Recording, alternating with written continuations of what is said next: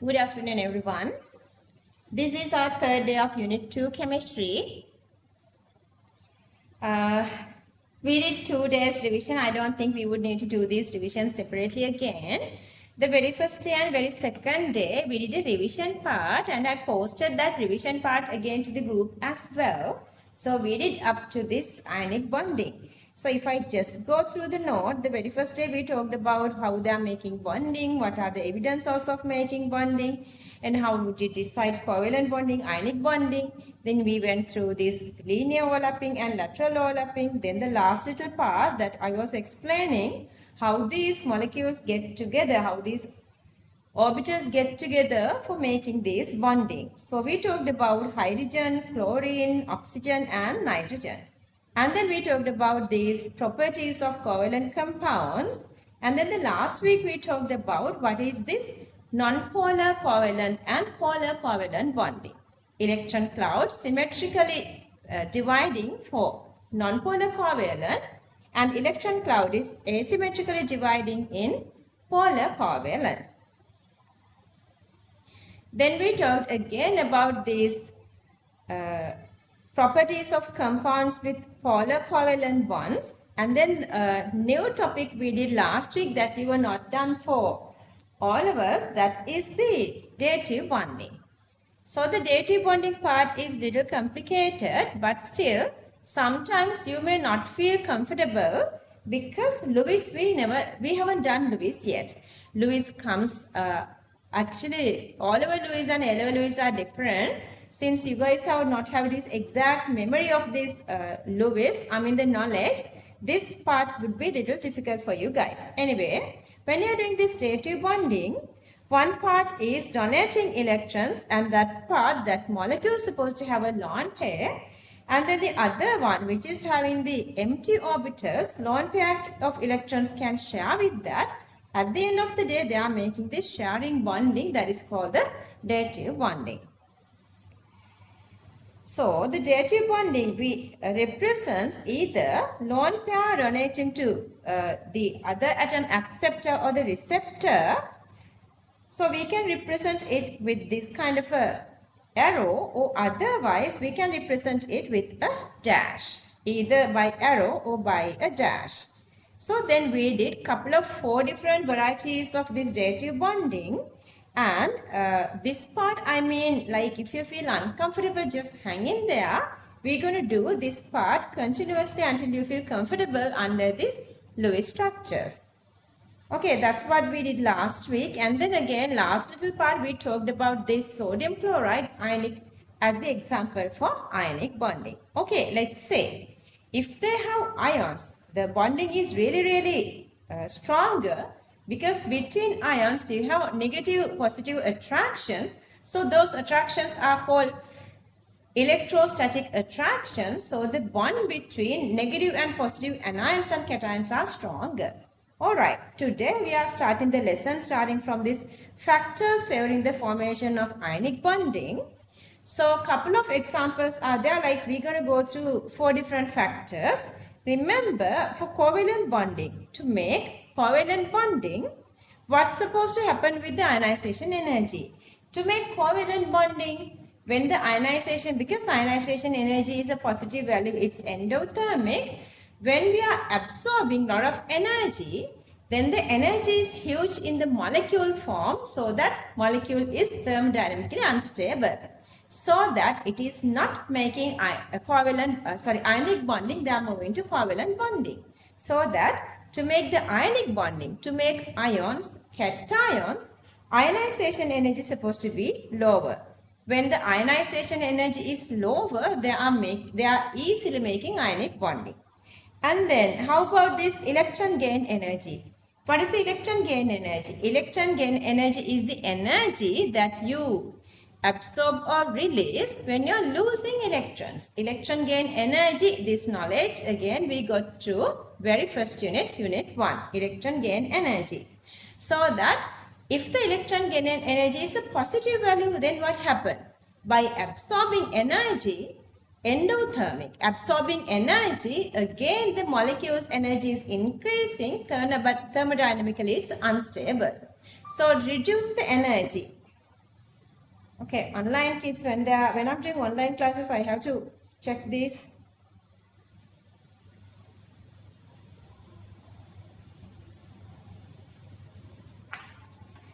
Messages if these online kids are asking questions. So the electron gain energy is supposed to be highly negative value. Negative means exothermic. You are losing energy. When you are losing energy, you are become more and more stable. Thermodynamically, low energy systems are very stable. So that electron gain energy is supposed to be a higher negative value. You have to give a lot of energy away to stability. Number of valence electrons. Okay, number of valence electrons, if it is for a cation, valence electrons is supposed to be less. So that very easily you can release few electrons. So the ionization energy is not that big, so you can make ionic bonding. And for anions, valence electrons supposed to be 5, 6 or 7. Group 15, group 16 and group 17. Because very easily they can take up 1, 2 or 3 electrons so that they are reaching inert configuration. And then the last one is the electronegativity difference. You guys know that again. Electronegativity difference supposed to be what? Supposed to be greater than 2.1. Electronegativity difference supposed to be greater than 2.1. Alright, let's complete that part. I want you guys to read this together with me again. I know when you guys are in online classes, sometimes some students are talking to me later, and when I'm asking them, are you guys doing exactly what I'm doing and what I asked you guys to do? Or otherwise, are you guys synchronizing with me so that you guys are getting this best exact practice? Because physically when you guys are in the class, you guys are so much connected to your teacher who's teaching. But in online classes, you guys don't have that synchronizing. So just consider you guys are here with me at this class, just right in front of me, and you guys are talking to me at the same time. All right. So let's read all these together. So the topic is factors favoring the formation of ionic bond. All right. So talk to me together. Anything? Tab එක? කොහෙද? හරි આવුත් මට පේනවා නේද? මංජුලා. ඒ වුණාට මම මේ හොස් දාලා තියෙන්නේ මංජුලා. ඈ? ඔව් කියන්න. තේරෙන්නේ නැහැ. ඔව්. ඔව් එතකොට නෑ මේකේ මංජුලා හොස් දාලා තියෙන්නේ මංජුලාව මාව නෙවෙයි. එතකොට මෙතනින් ගන්න බැරිද දන්නේ නැහැ. මංජුලා එකේ මාව හොස් කරලා හදනවද? මෙහෙ ගේන්න. All right. So, number 1, ionization energy. Okay, now I want you guys to read this out loud together with me. Ionization energy of the metal should be what? Ionization energy of the metal should be low. Right at this time, you are not looking at you are looking at the screen and you are talking together with me. Okay, and then number 2, electron gain energy. Let's read together. Electron gain energy of the non-metal should be a high negative value. Number 3, number of valence electrons. Let's read this again together.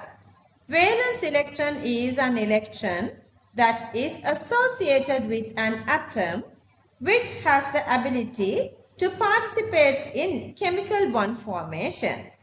Read out together. Formation of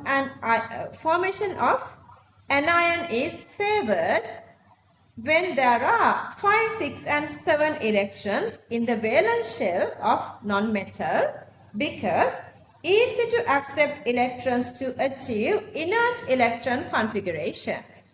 Okay, the fourth one, electronegativity difference. The electronegativity difference of two elements should be greater than 2.1. Alright, I'm going to keep it like this. Couple of new students are here as well. I want you guys to now copy down everything looking at your note. Now read your note and copy this down.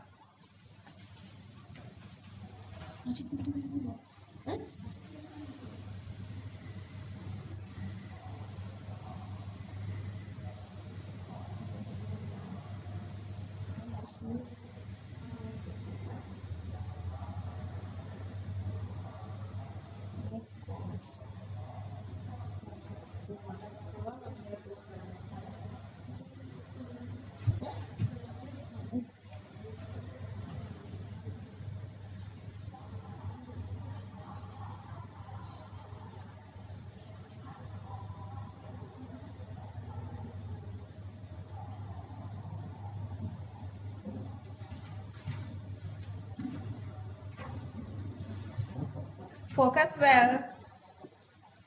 I know when you guys are doing online classes, you guys can distract with other family members or something else. So make sure you guys are doing this together with me. Can I move up here? Alright, copy the last two. Copy these two.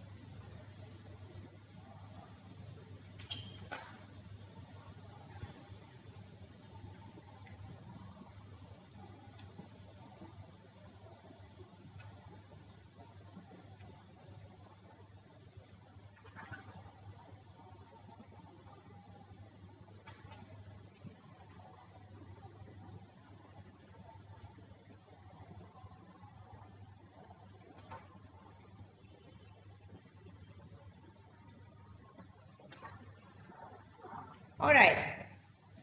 So to improve your memory, I'm reading this and you guys together gonna read this with me.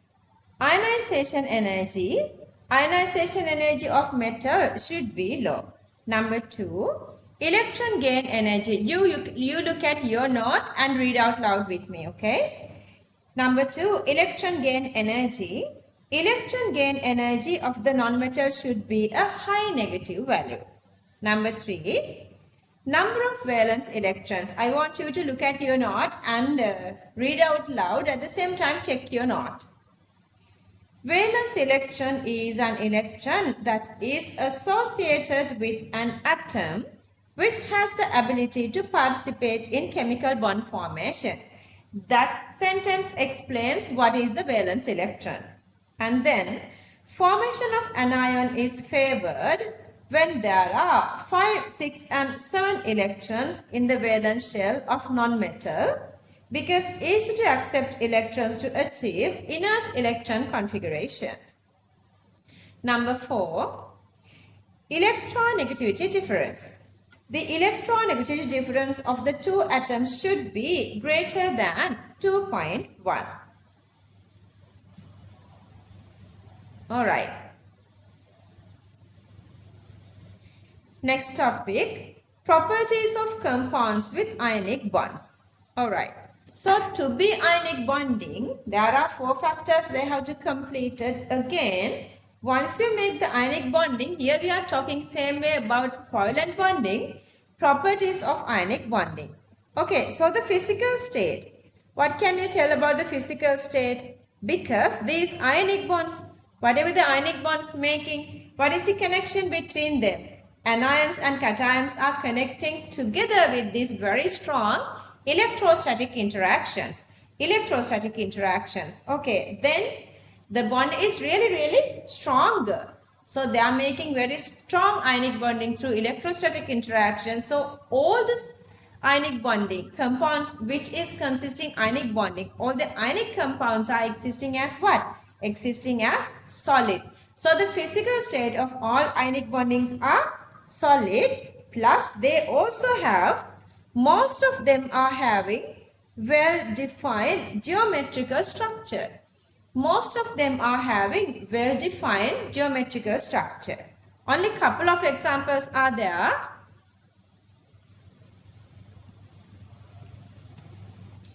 Only couple of examples are there that not having well-defined structure, but all the time they are having well-defined structure. Okay, and the second one is the melting and boiling points. What can you say about the melting and boiling points of ionic compounds? Since they have these very strong intermolecular interactions, electrostatic interactions, so it's very difficult to make them liquefy or vaporize. So that intermolecular interactions, primary interactions, ionic bonding is very stronger. So to heat up, to melt it down or to vaporize is really difficult because the connection is very stronger. So that melting and boiling points of these ionic compounds are really high. As an example, for sodium chloride, it's almost closer to 800 degrees Celsius. For ionic compounds, melting and boiling point, so that is high. And then the third one is the electrical conductivity. Okay, if you guys are just joining,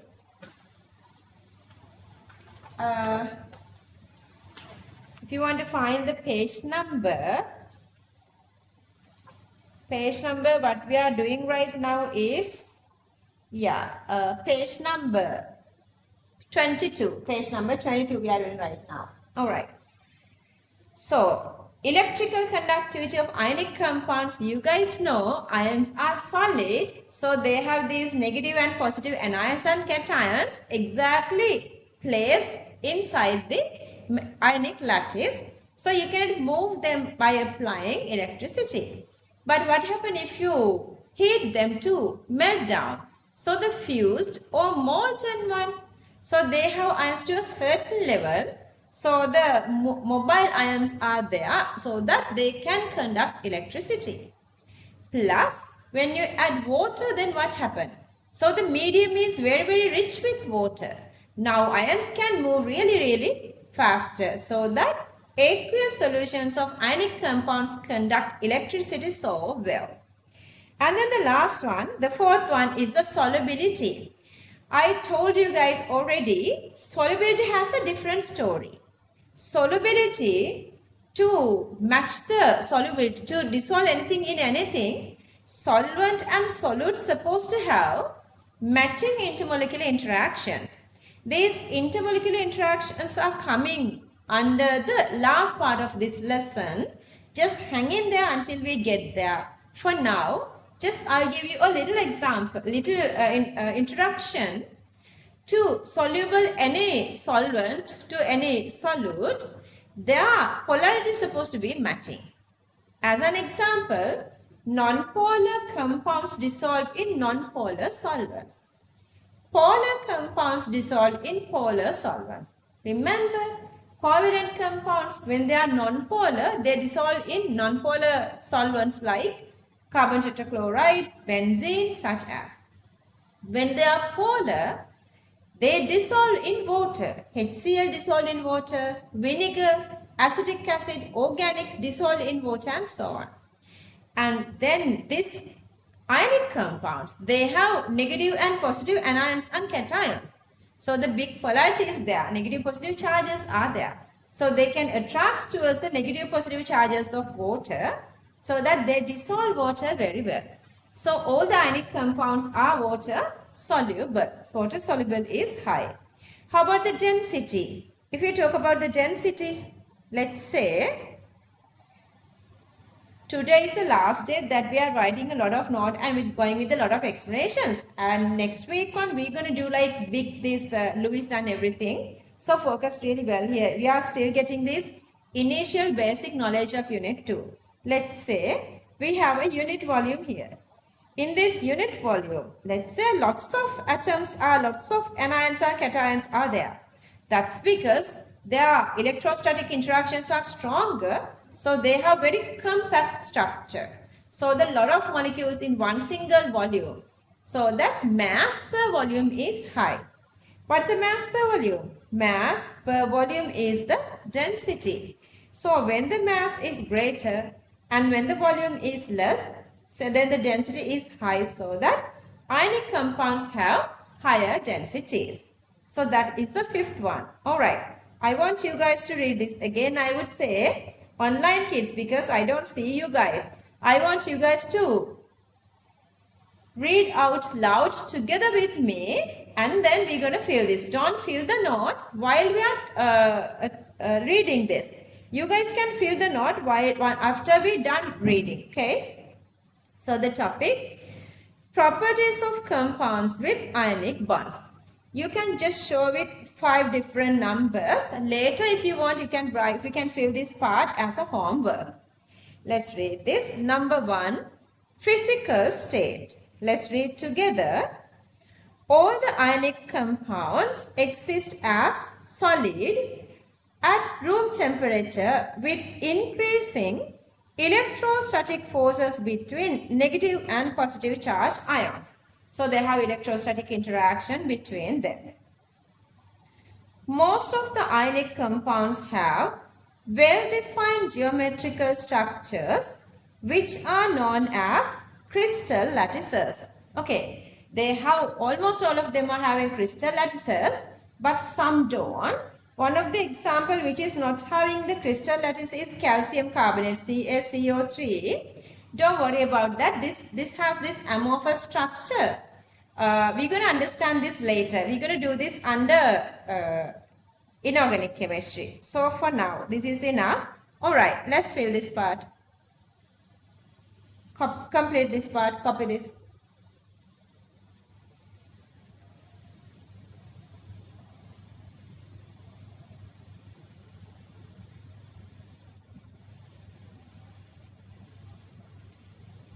Nicely, slowly, we're going to do this, okay? And I'm doing perfectly everything I do for physical students, so make sure you guys are doing exactly the same, okay?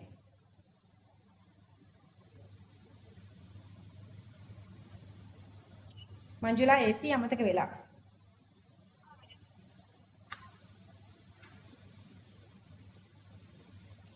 Let me read this for you again. Number 1, physical state. All the ionic compounds exist as solid at room temperature. Read out loud again together. With increasing electrostatic forces between negative and positive charge ions. Most of the ionic compounds have well-defined geometrical structures which are known as crystal lattices. Okay, moving to the second topic. Let's read together. පොඩක් හයියෙන් දාලා of කරන්න වෙයි. මානසරයි.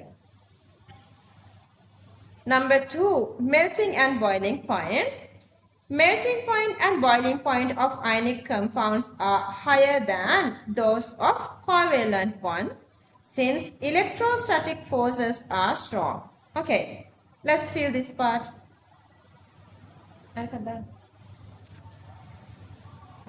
විස්තර විතර දාලා පොඩ්ඩක් වෙලා තියලා පොල්ුණා මඩු කරන්න.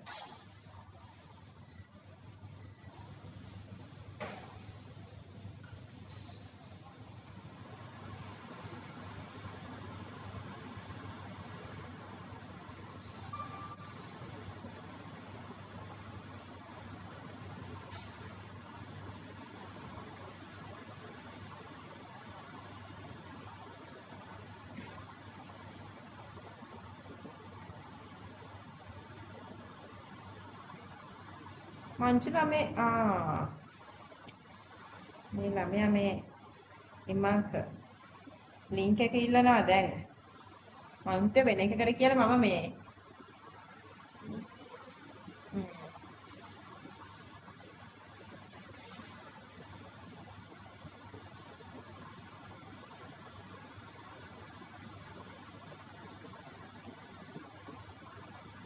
මංචුලා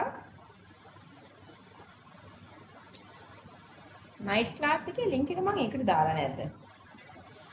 night online class එකේ link එක ඈ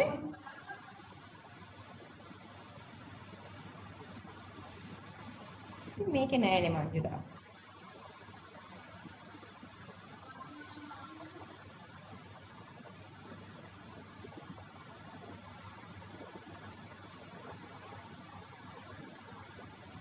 දික්ක විතරනේ තියෙන්නේ. මම මේක කොහෙද දාලා තියෙන්නේ?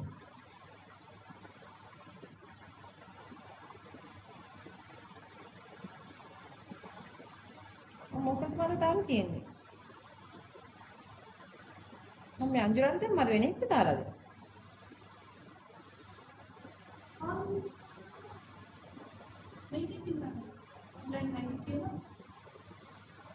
ඒ හදපු එකනේ.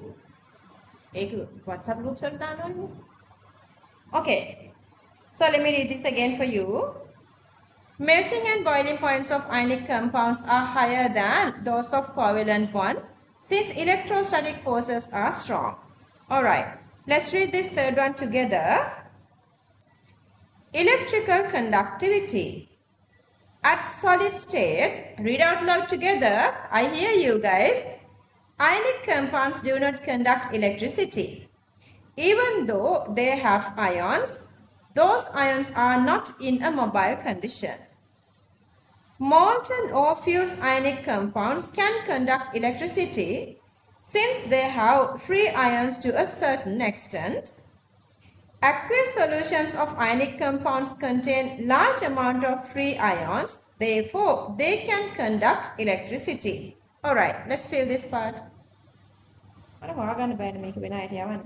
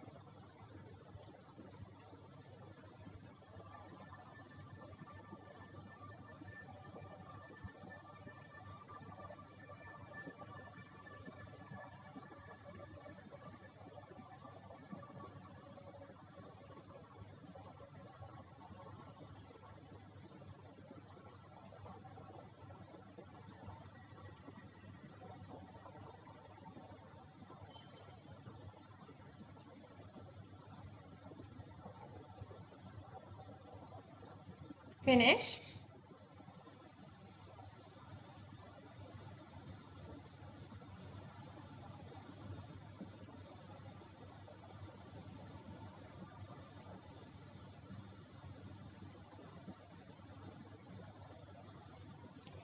Let me read this for you again.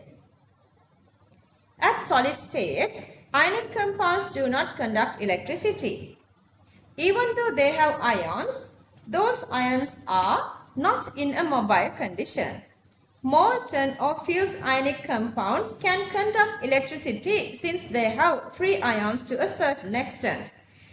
Aqueous solutions of ionic compounds contain large amount of free ions, therefore they can conduct electricity. Okay, I'm going to go through these two together. Let's read out together, out loud. I want to hear your voices. Solubility. Because when you guys are reading out loud together with me, by vision you are improving your memory. And by hearing you are improving your memory, so that you are improving your memory in two ways. So make sure you read out loud. Ionic compounds are soluble in water but insoluble in organic solvents. These are the examples for insoluble organic solvents: chloroform, CCl4 and ethanol. Chloroform, remember, why do we use chloroform? If you remember, have you guys seen these movies like, you know, this keeping a hanky onto your face and you are getting unconscious? So that's the chloroform. So chloroform in your laboratory is using for, you know, to get this anatomy of these small bugs and insects and these animals like frogs, cockroaches, rats and all. So they use chloroform again. So the CCl4 is this. CCl4, if you remove one of the chlorine and if you add one of the hydrogen instead of chlorine, CH, Cl3. 3 chlorine and 4 chlorine, 1 chlorine replaced with hydrogen. So that is the chloroform. CCl4 you guys know already, carbon tetrachloride, and chloroform is CHCl3. Ethanol is another organic solvent which you cannot dissolve ionic compounds. As an example, you can dissolve like, you know, this organic, inorganic, not dissolving, you can dissolve, like give it a try to dissolve this vinegar plus sodium chloride or coconut sodium chloride, not dissolving. Okay. And then the fifth one is the density. Let's read again. Compared to covalent compounds, ionic compounds have higher density. Since electrostatic attractions are strong, unit volume consists large amount of ions. Since they have more compact structure, mass per unit volume. What is the meaning of mass per unit volume? That is density. So density is high. Okay, copy these two.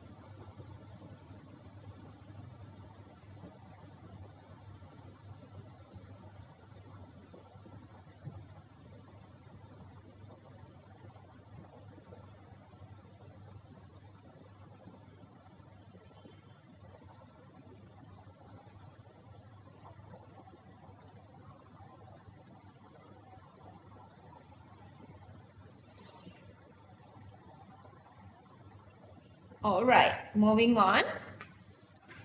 Solubility.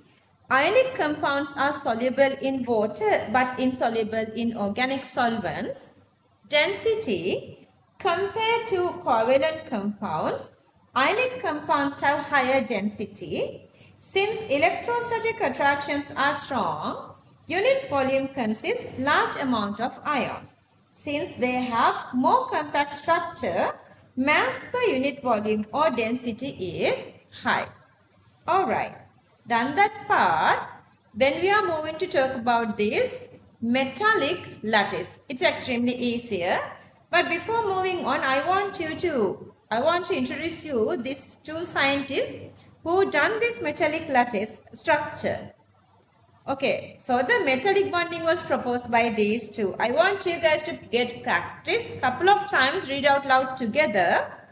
Paul, Carl, Ludwig, Drude. Yeah, I know it's funny, but read out loud together with me. And Henrik Lorentz. Paul, Carl, Ludwig, Drude, and Henrik Lorentz. Again, Paul, Carl, Ludwig, Drude, and Henrik Lorentz. Again, Paul, Carl, Ludwig, Drude, and Henrik Lorentz. Those two people together introduced this metallic structure. Okay, what happened here is, now tell me, what is the last shell electron configuration of sodium? Okay, if you count hydrogen, lithium and sodium. Okay, 1, 2, 3. So the sodium belongs to third period. What is the group number? Group number is 1. You guys have to get this knowledge from the very first unit, atomic structure. Okay, so the sodium Larger electron configuration of sodium is 3s1. Okay, what happened if you remove that electron? What is the previous shell before 3s1? According to Aufbau principle, previous shell is supposed to be 2s2, 2p6, and then the next one is 3s1. If you remove this 3s1 electron, you are reaching this inert 2s2, 2p6 configuration. So that 2s2, 2p6 is stable. What happened here is so that these metals are releasing their outermost this electron. Sodium is releasing that electron. Once you remove the electron from sodium, sodium becomes sodium plus plus electron. So the sodium plus are existing like this. So these are cations. These are cations. The electron who comes out existing as a electron cloud. So these are electrons existing as electron cloud, and then it's like negative positive charge cations are lay inside electron C. This is the metallic structure. And what happened then is, again you have permanent positive charges here. Permanent positive charges here. And again you have permanent negative charges here. Not partial, these are complete negative and complete positive. What is the interaction that you are making between them? That is electrostatic interaction. Between cation and anion, you have electrostatic interaction, so that it is very strong. Between nucleus and negative charge electrons, again you are making the same strong electrostatic interaction. So that this electrostatic interaction is called the metallic bond. The electrostatic interaction between positively charged nucleus and the negatively charged electrons are called the metallic bond. Who introduced this? These two people together introduced this. Paul, Carl, Ludwig Drude and Henrik Lorentz. Okay, now tell me what are the factors increase the metallic bond strength? To metallic bonds to be stronger, any bond to be stronger, bond length supposed to be less. To bond length supposed to be less, what happened to the size of these cations? These cation size to be less, so that radius of cation supposed to be less. When the radius is less, negative positive can get together close to each other, so that they are making stronger bond. And the second reason is the number of electrons in the electron C. When the number of electrons are greater, they can attract more with the positively charged cation, so that stronger electrostatic interaction, so that bond is stronger, so that the metallic bond is stronger. In that sense, now tell me, if you go with S block elements and D block elements, which are having the stronger metallic bond?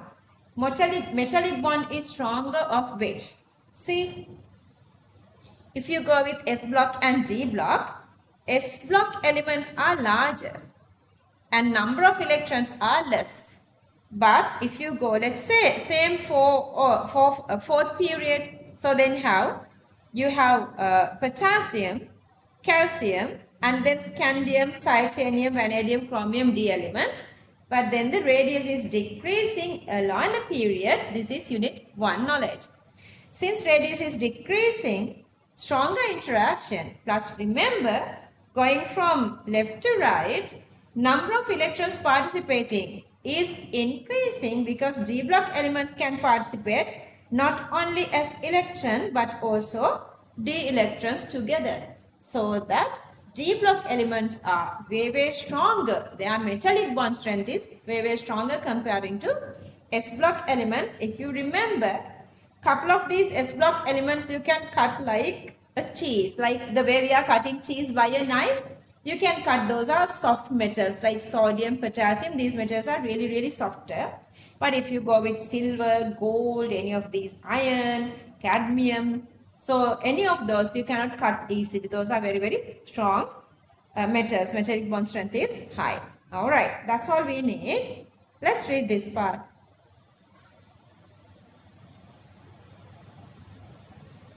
Topic, metallic bond. Let's read.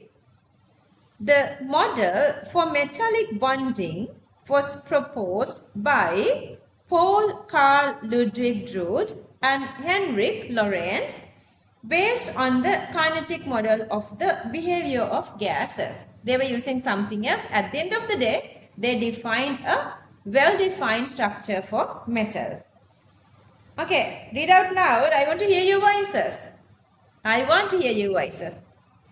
Ionization potential of metal is low, so that they can readily lose valence electrons to form cations. The collection of released electrons consists in metal cation is known as what? Electron pool or electron sea. Electron pool or electron sea.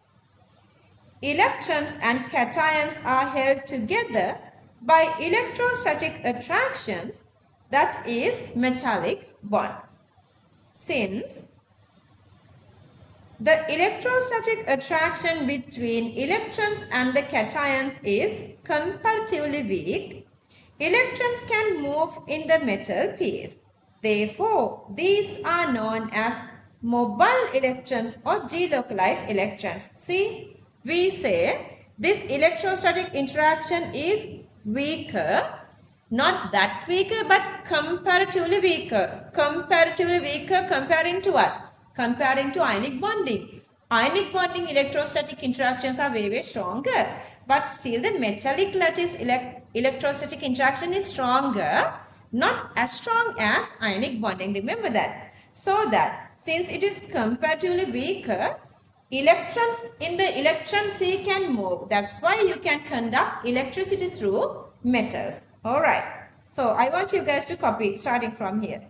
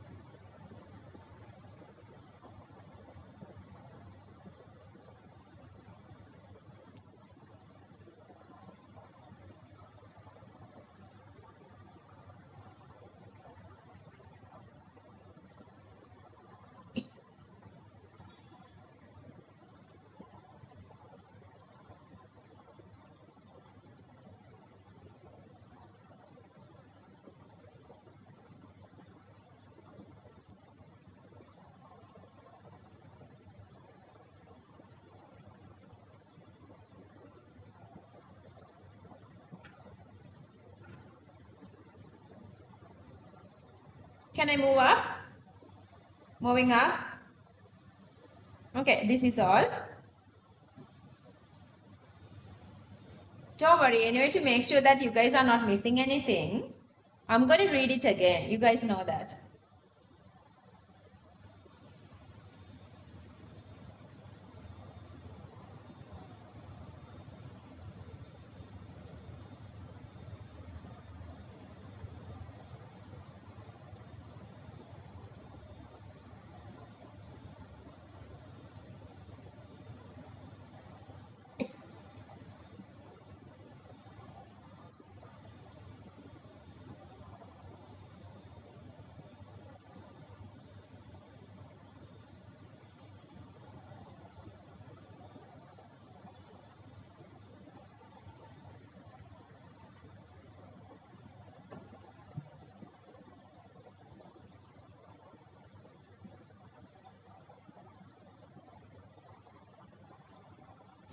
going to online classes are really challenging. I know that. I want you guys to focus really, really well, not missing anything that you guys are getting if you guys are in a physical class.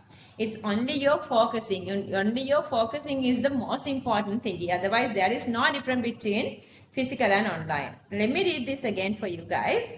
Now you're going to look at your note and read out loud. Look at your note. Metallic bond.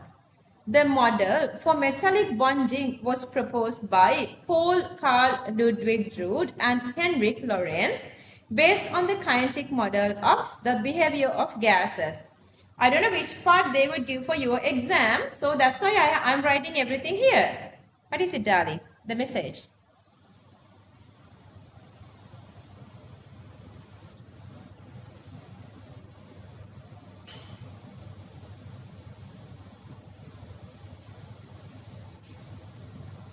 Yes, darling, it's now I'm reading your message.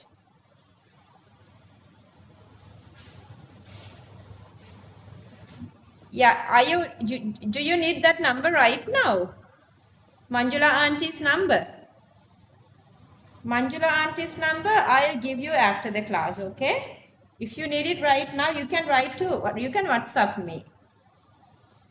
See, I have taken this name from your resource book because I was just saying Paul and this Henrik here. But in your new resource book, they was giving all these names, mean you don't know which part they would give to the exam. So that you have to memorize everything here. That's why I have given everything. So the next sentence, ionization potential of metal is low so that they can readily lose valence electrons to form cations. The collection of released electrons consists in metal cation is known as electron pool or electron sea. Electron pool or electron sea. Electrons and cations are held together by electrostatic attractions, that is metallic bond. So that the electrostatic attraction between electrons and cation is called the metallic bond. Since the electrostatic attraction between electrons and the cations is comparatively weak, electrons can move in the metal piece. Therefore, these are known as mobile electrons or delocalized electrons. I guess you guys feel this. I want you guys to copy this one. Hang it.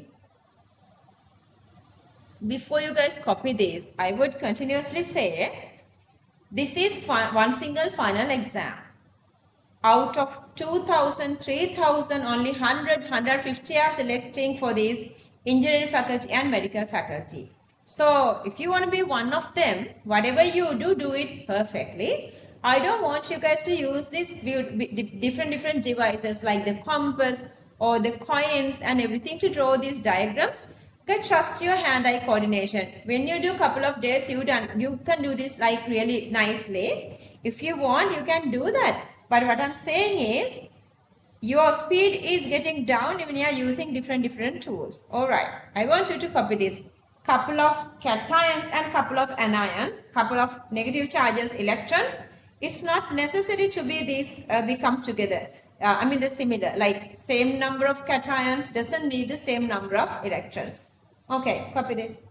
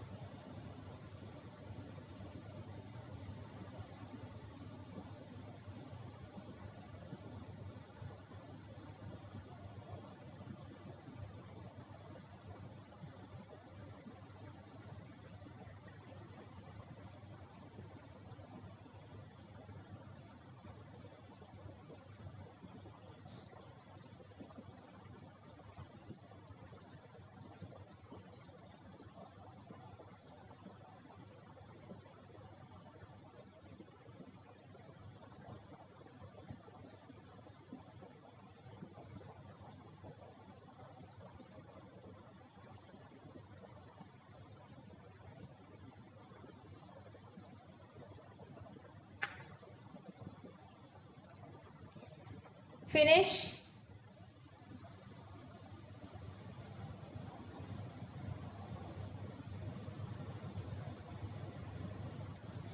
Mobile means this is the situation of metal. When you pass electricity, these negative charges can move through these cations. That is a mobile state. It's not normally mobile, it's more normally stationary, but when you are passing electricity through these mobile electrons mean these electrons can move through these cations. That is what mean by the mobile condition. Mobile condition means once you supply electricity, they conduct electricity through moving these electrons. Then only electrons are moving. Otherwise, they are stationary, even if we say mobile electrons. Ions, you can say even in the aqueous medium, it can move here and there. But when you say it is mobile ion, it simply means through this electricity, these ions are moving towards anode or cathode. Those are called real mobility. It's not always they are moving, but whenever you are passing electricity, they have the ability of moving. Alright, moving on. So, not like others, these are metals. Metals are having different specific special properties. Let's go through them. Alright, see, one by one. Okay, so again, metals are having these electrostatic interactions very strong. So that, what is their physical state? Okay, all ionic compounds are solids except one single metal element. All the other metallic elements are solid. What is that element? Existing as liquid. You guys know that. We use it in thermometers.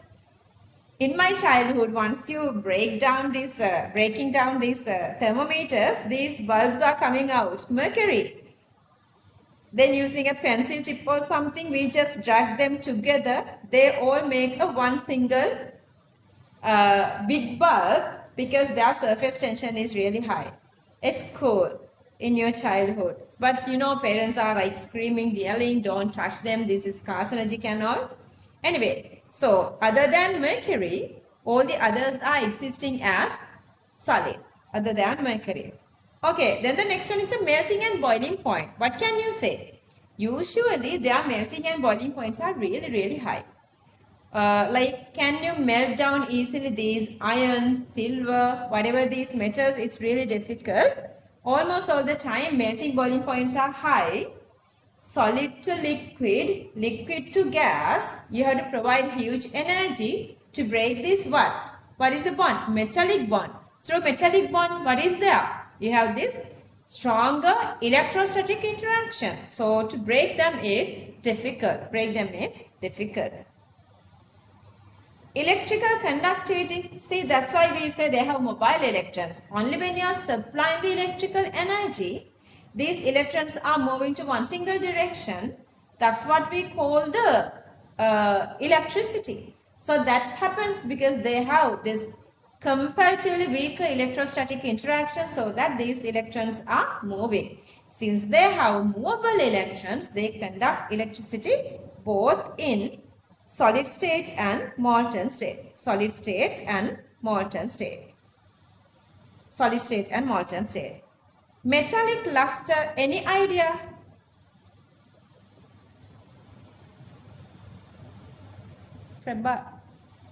Prabesha.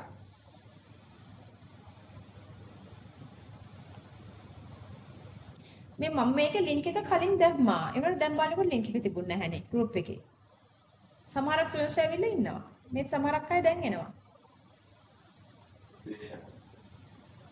හරි. කොහෙද?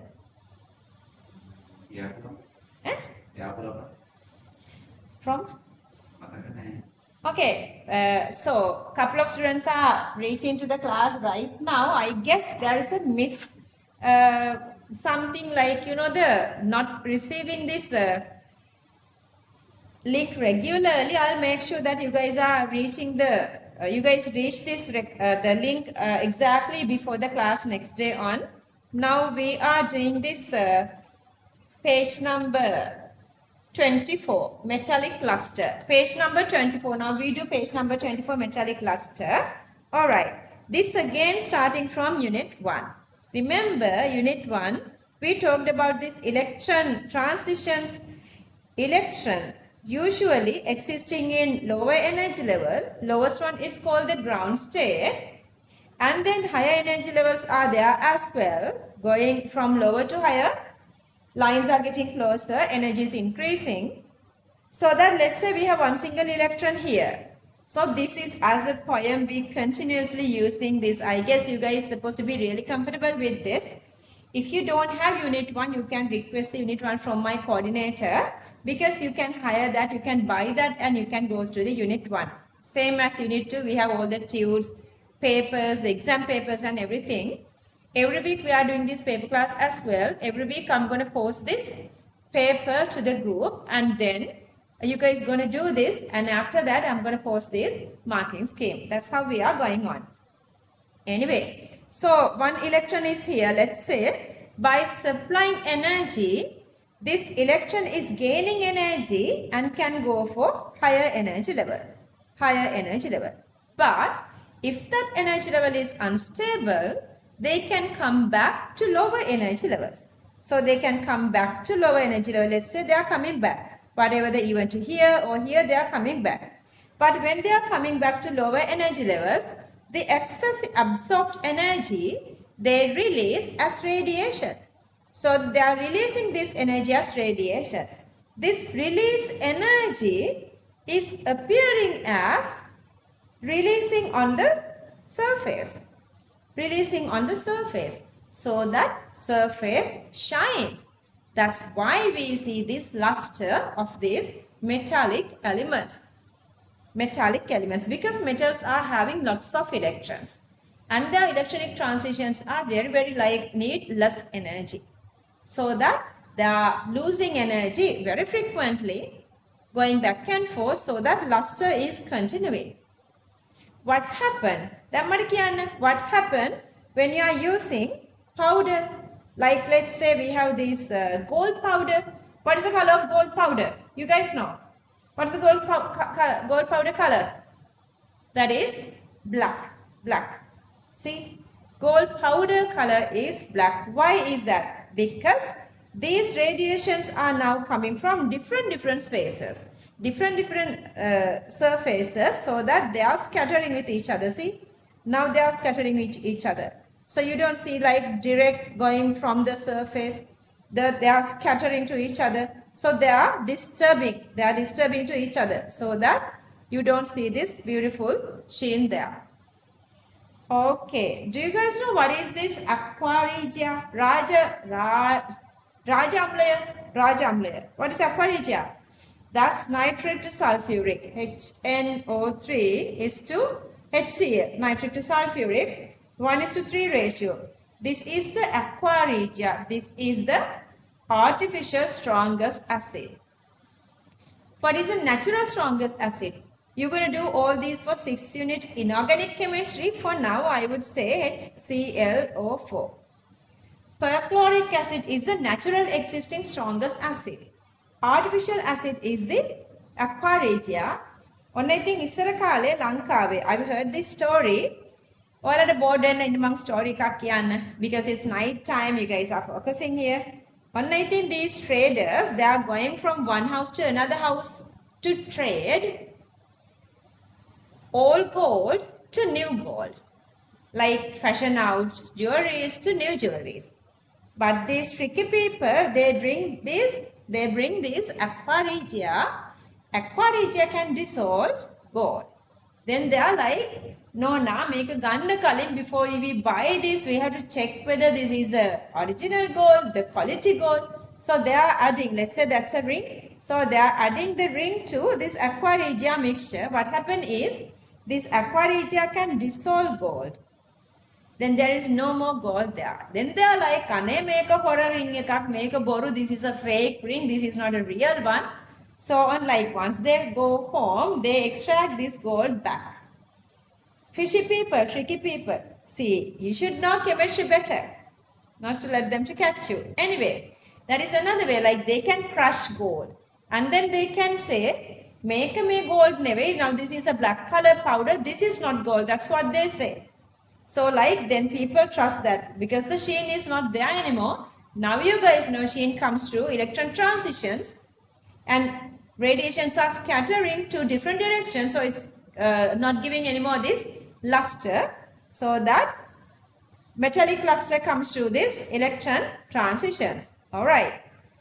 And then the next one is the density. Density, you have again another evidence. Remember, have you guys done this reaction of sodium with water? We have this sodium. What happened if you had piece of metal onto this? Piece of sodium metal onto this, what happened? This is moving everywhere, here and there, and it's flashing sparks and little flame and moving around the beaker, and then it is reacting. But anyway, whatever it is, this is staying on the top of water level. On the top of water layer. Why is that? Because sodium density is less than the density of water. All these elements are having less densities than water. Lithium, sodium, potassium, all these densities are less than density of water. Alright. Only this, but other have higher densities. So density is depending on. Why is that? These group 1 elements, okay, let's say this is group 1. Each of these groups from left to right size is decreasing. So that the largest size goes to what? Largest sizes are going to group 1. So that per one single unit volume, number of particles are less. So that their density is less. But when the size is smaller, number of particles are now high. So the blue rings, see, blue rings are greater. So that density is greater. Likewise, when the size is larger, density is less. When the size is smaller, density is high. Okay, so the next one is the heat conductivity. Maybe you have this experience as well. Fireplace kind of a thingy, let's say that you don't have this thermal insulator handle. Let's say you have a big steel rod or something. It's a long one. So you can just, you think like you can settle the fire using this kind of a longer rod. So you are inserting fire eකට දානවා long rod එක. මොකද වෙන්නේ? So in a bit of a time, you would feel the huge heat. After another bit of a time, you can't hold it up. You have to put it away because it's heating very, very high. It heats to very high temperature. What happened here is, let's say this is your iron rod. This iron rod is having metal atoms or metal cations. Then what happened? Okay, you are heating only this side. Then what happened? When you are heating this side, this atom, okay, let me number 1, 2, 3, 4, 5. Atom number 1 is getting heated. So it is starting, heating is energy, so it starts to vibrate. So the very first atom is now vibrating. It's moving towards the next atom vibrating. It's moving to the next atom vibrating, so on. First to second to third, so on. They are passing electricity through vibration. So that heat conductivity is really, really high, passing through cation vibrations or metal atomic vibrations. Okay, if the conductivity is high, what happened to the capacity? Conductivity high means they are passing it through really faster. So how about the keeping within? Keeping within is then less. They are passing through faster mean they cannot keep it with them. Higher heat conductivity mean less heat capacity. This is your O-level. What's the meaning of heat capacity? Heat capacity means you don't have to copy these down because we're going to do this part for Unit 5 energetics. You guys know that there are 14 units. 14 units. What are those 14? How much important to them? How much timeline would take? What is my path? Everything we did for Unit 1, the very first day, this introduction, and the second day. Go through those recordings if you want to know better understanding, or otherwise you can ring my coordinators to know all this. Anyway, so amount of energy needed to change the temperature of the solvent by 1 degree Celsius. How much energy is supplying to increase temperature by 1 degree Celsius is the heat capacity. If this amount become per gram or per kilogram, exact amount of mass, so that's become the specific heat capacity. Let's do this under unit 5, energetics. So that specific heat capacity is very, very low. And then the 8th one is the malleability. 9th one is the ductility. Who remember? Who remember? Who has the highest malleability and highest ductility? Tell me. What is the evidence? Goldfoil experiment. Goldfoil experiment. Who performed? Rutherford together with Geiger and Marsden. Okay, to a Goldfoil experiment, what did they use? They use gold. Why is that? You can hammer gold into a very thinner sheet. The thickness usually supposed to be 1 atomic size. And then again, by pulling, you can draw to a very thin line, very thin wire. So that highest ductility and highest malleability is go for gold. And then the last one, what's the meaning of sonorosity? This is S-O-N-O-R-O-S-I-T-Y, S-O-N-O. So we call it sonorosity. Sonorosity is the echoing, this special echoing coming from this metals. In Sinhala, sonorosity means ravdim, like echoing, ravdena. If you want, you guys are staying at home now, right now, just run to the kitchen, get this big aluminium lid, just bang it onto the floor and then come back and sit here. What would you feel? Everybody would ask, what is that noise? What is that noise? Maybe they would feel like you guys are becoming crazy all of a sudden. Anyway, once you do that, the banging, this huge banging coming through the sonorosity, that's called the sonorosity, that happens because this sound is passing through these electrons in metals. Through electrons, these sounds are coming out. Alright, so we did 10 different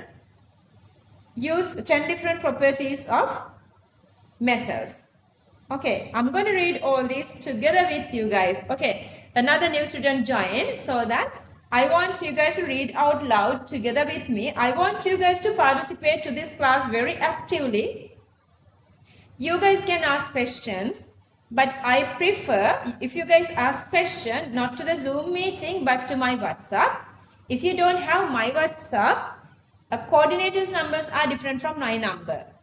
My number I'm giving only for students who's actively participating to the classes with me, so that you guys can request my number. It's in this group, like if you know the group, you are there, so that you guys can ask me questions. When I'm reading things, I want you guys to read out loud. Hayen kiyawanna, to hear me and to hear everyone around your home. Everybody would know that ne duwa puta neatly doing the class. I want that attitude from them. Then you guys are focusing really well. Alright, let's read this out loud. One by one. Physical properties of metals. Number 1, physical state. Physical state. Let's read out loud together. Other than mercury, all the metals are solids at room temperature, 25 degrees Celsius. But mercury is a liquid. Number 2, melting and boiling points. Melting and boiling points are comparatively high due to electrostatic attractions between cations and electrons. Okay, third one, I'm going to read the third one as well. Electrical conductivity. They can conduct electricity at solid state as well as at molten state, since they consist mobile electrons. Okay, let's finish these three. Fill these three. And then I'm going to read again. Then you guys are completing again. You guys are checking again. Okay, read this.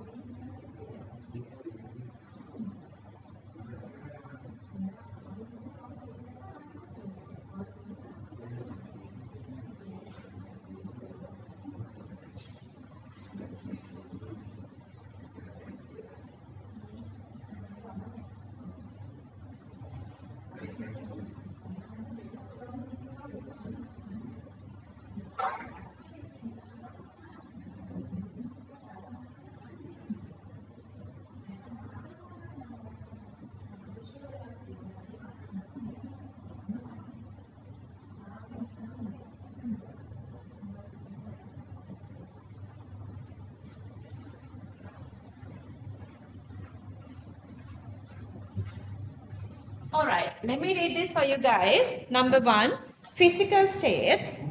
Other than mercury, all the metals are solids at room temperature. Okay, I have one thing else to explain you guys here. What is the meaning of this room temperature? This room temperature, have you ever noticed that in Sri Lanka we have 25 degrees Celsius? No, we don't. What is the usual temperature here? I don't know exactly. Let's say it is 32, 35, so ever. Then, if this is the room temperature, there are some other elements which existing as liquid, like cesium, some other elements, strontium, some other elements. But for our syllabus, the room temperature is their room temperature, I guess maybe this England or somehow, even their temperatures are different. Maybe this is a temperature they are maintaining inside. Because usually in our AC rooms, we are maintaining the temperature to 25, same way. Those cold countries, they are heating to make the temperature to 25. At that temperature, only liquid is mercury. So this is to our syllabus. Make sure that you guys are not getting this knowledge from other resources other than this government, suggested resource books and whatever the teachers you guys are going on. Like when you go through these different, like I have this, the chemistry experience from four of these different countries: Sri Lanka, India, England, and Canada. So chemistry is one single thing, but the way their point of view, they are looking at that. Let's say one single paper, if I bring for these countries, 4 different countries, answering pattern is totally different. So we have to get analyzed, we have to get used the style of Sri Lankan, this advanced level chemistry. Keep that in your mind. In that way, in that sense, we have only mercury as a liquid. And then number 2, melting and boiling points. Melting point and boiling point are comparatively high due to electrostatic attractions between cations and electrons. Number 3 we did electrical conductivity. They can conduct electricity at solid state as well as molten state since they consist mobile electrons. Okay, we done 3, another 7 to go. I'm moving on to the 4th one. Let's read this again together. Everyone, I want to hear your voice, regardless you are living in Vaunia or Vaticalo, it doesn't matter. I want to hear your voice. Let's read. Electrons absorb radiation for their mobility. Once they moved to the required position, absorbed energy is released as radiation. This radiation appears to be reflecting from the metal surface. Therefore, it shines. When metal is powdered, it forms a very rough surface and emits scattered ray of light and luster disappears. Alright, fill this. Fill your book now.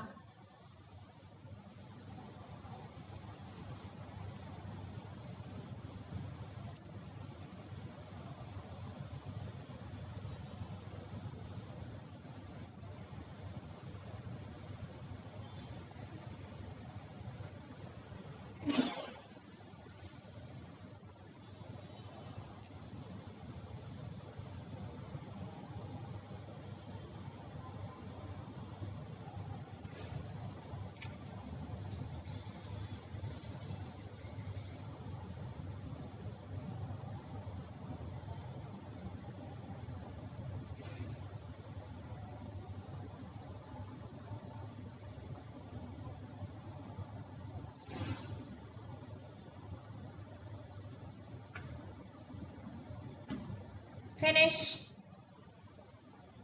Shall I read it for you guys?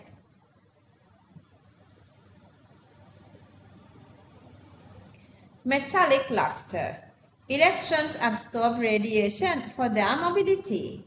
Once they move to the required position, absorbed energy is released as radiation. This radiation appears to be reflecting from the metal surface, therefore it shines. When metal is powdered, it forms a very rough surface and emits scattered ray of light and luster disappears. Okay, moving on to the fifth one. Okay, let's do these two together. Number 5, density. Some of the metals have lower density than water. Examples, lithium, sodium, potassium. Most of the metals have higher density than water. Number 6, heat conductivity. Due to the vibrations of metal cations, metal can conduct heat. Okay, copy these two.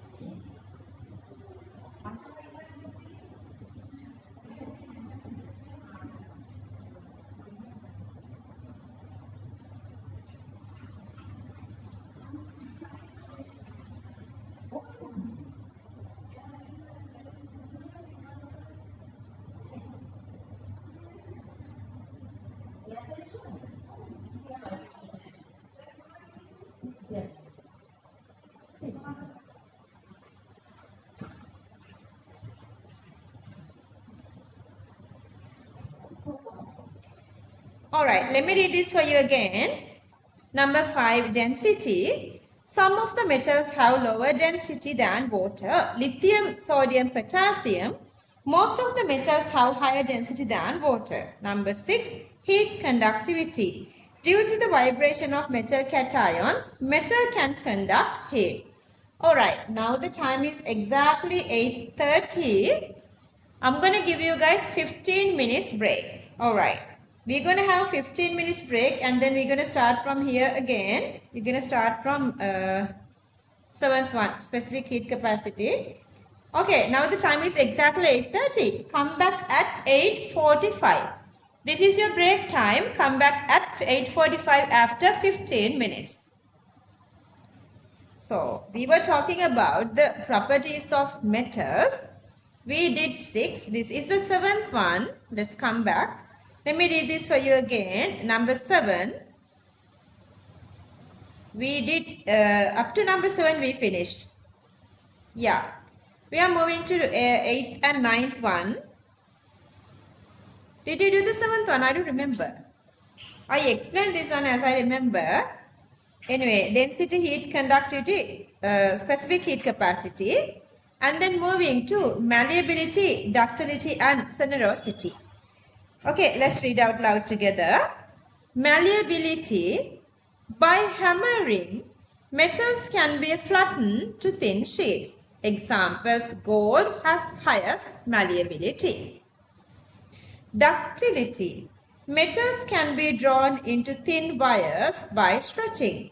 Example, gold has highest ductility. Number 10, sonorosity. Metals become sonorous when object hits on it. Once we apply energy to a metal, it will be transmitted through electrons. Okay, I want you guys to copy these three. Fill these three.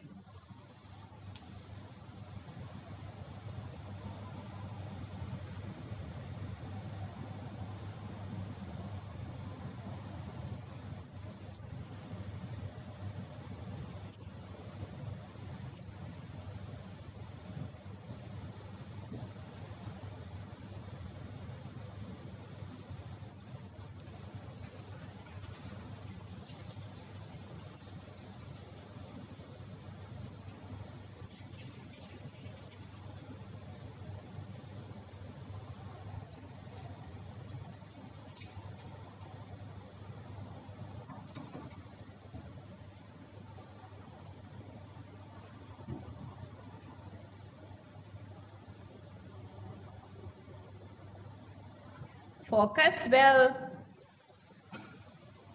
Okay. Shall I read it for you guys?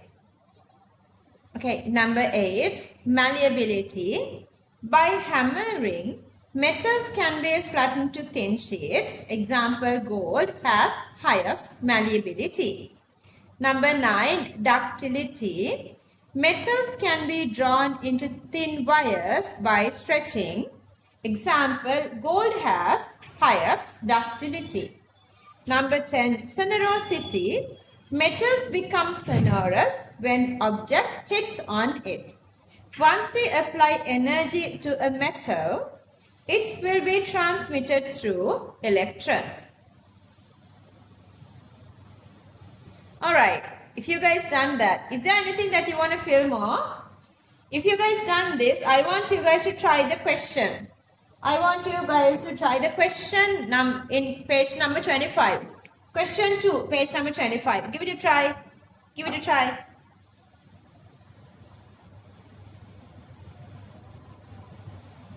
Read the question, get the answer. You can text me the answer.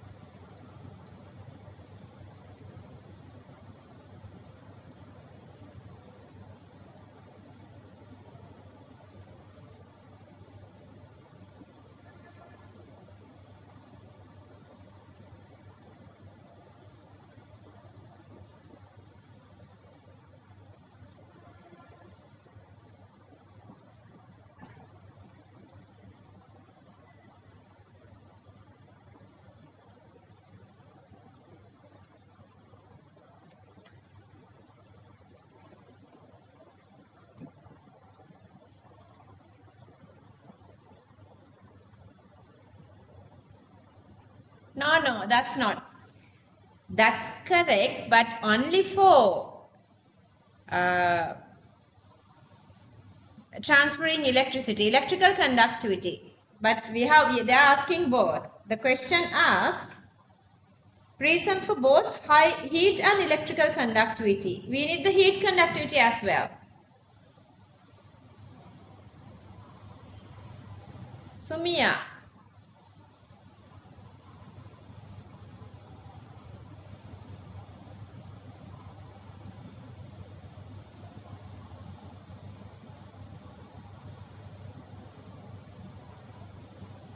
Could you get the answer?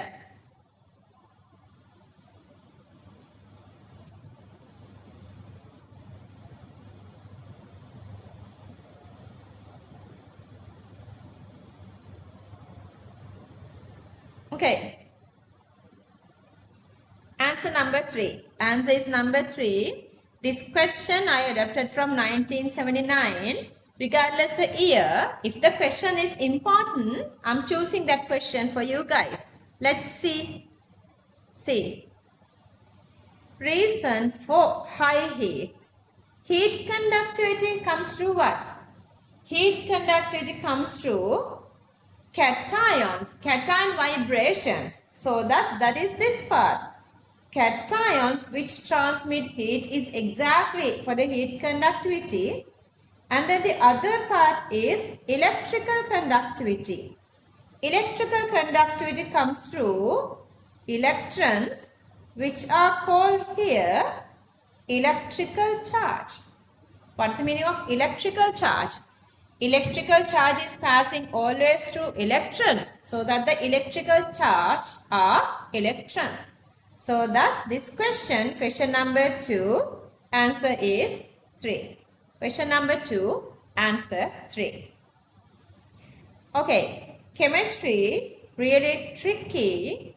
I want you guys to go really nicely with chemistry. These keywords are really important. Make sure that you guys are doing really nicely with keywords. Okay. Moving on.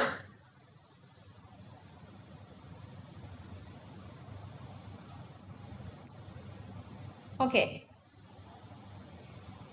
Lewis is really important. Lewis is extremely important. It's like knowing letters, you draw, you write words, knowing words, you write sentences, knowing sentences, you write stories, paragraphs, whatsoever. Same way, knowing Lewis, you're going to go through whisper, hybridization, and so on, shapes and everything. So Lewis is a basic knowledge. For me, I feel like you guys are starting Unit 2 from Lewis. Unit 2 makes the Lewis, okay? Whatever the things we learn already are very easy, very simple, little bored. But once you start Lewis, rest of everything is really easy. But today, I'm not going to do Lewis with you guys, but I'm going to give you guys this best practice of Lewis. If we have excess timing, we're going to go do this questions from the very first unit, Unit 1. Even for this theory class today, physical class, I did couple of these questions of Unit 1. Exactly parallel to that, everything I did, I do at this normal physical class, I'm doing to you guys. So that next week, I'm going to go through the Lewis really nicely. But today, again, I'm going to give you guys this explanation for Lewis. Next week is the week that we are doing Lewis. But this inside, I'm going to do it today as well. Alright, if you go with this Lewis, the structure of covalent bond can be represented by Lewis structure introduced by Gilbert Lewis. Who introduced Lewis structure?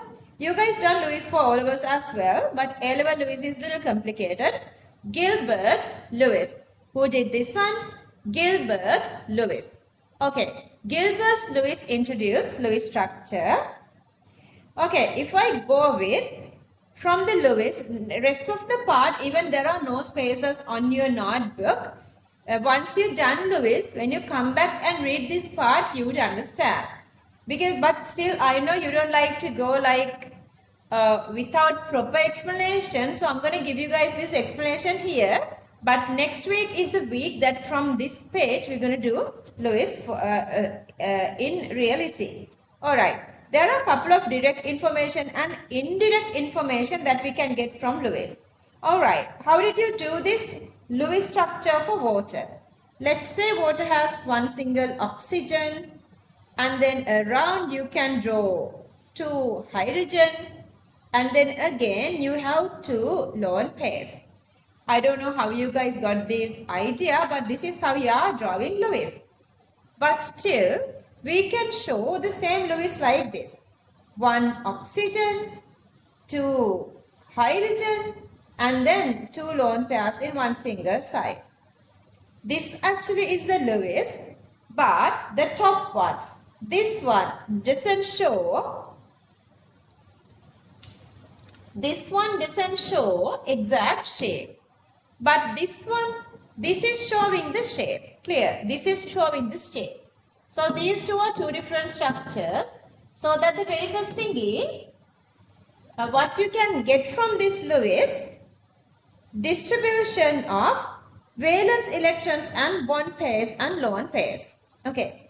Valence electrons are what? Electrons which participate for bond formation. If you go with oxygen, valence electrons are equal to group number. Oxygen belongs to group 16. Number of valence electrons, so that is 6.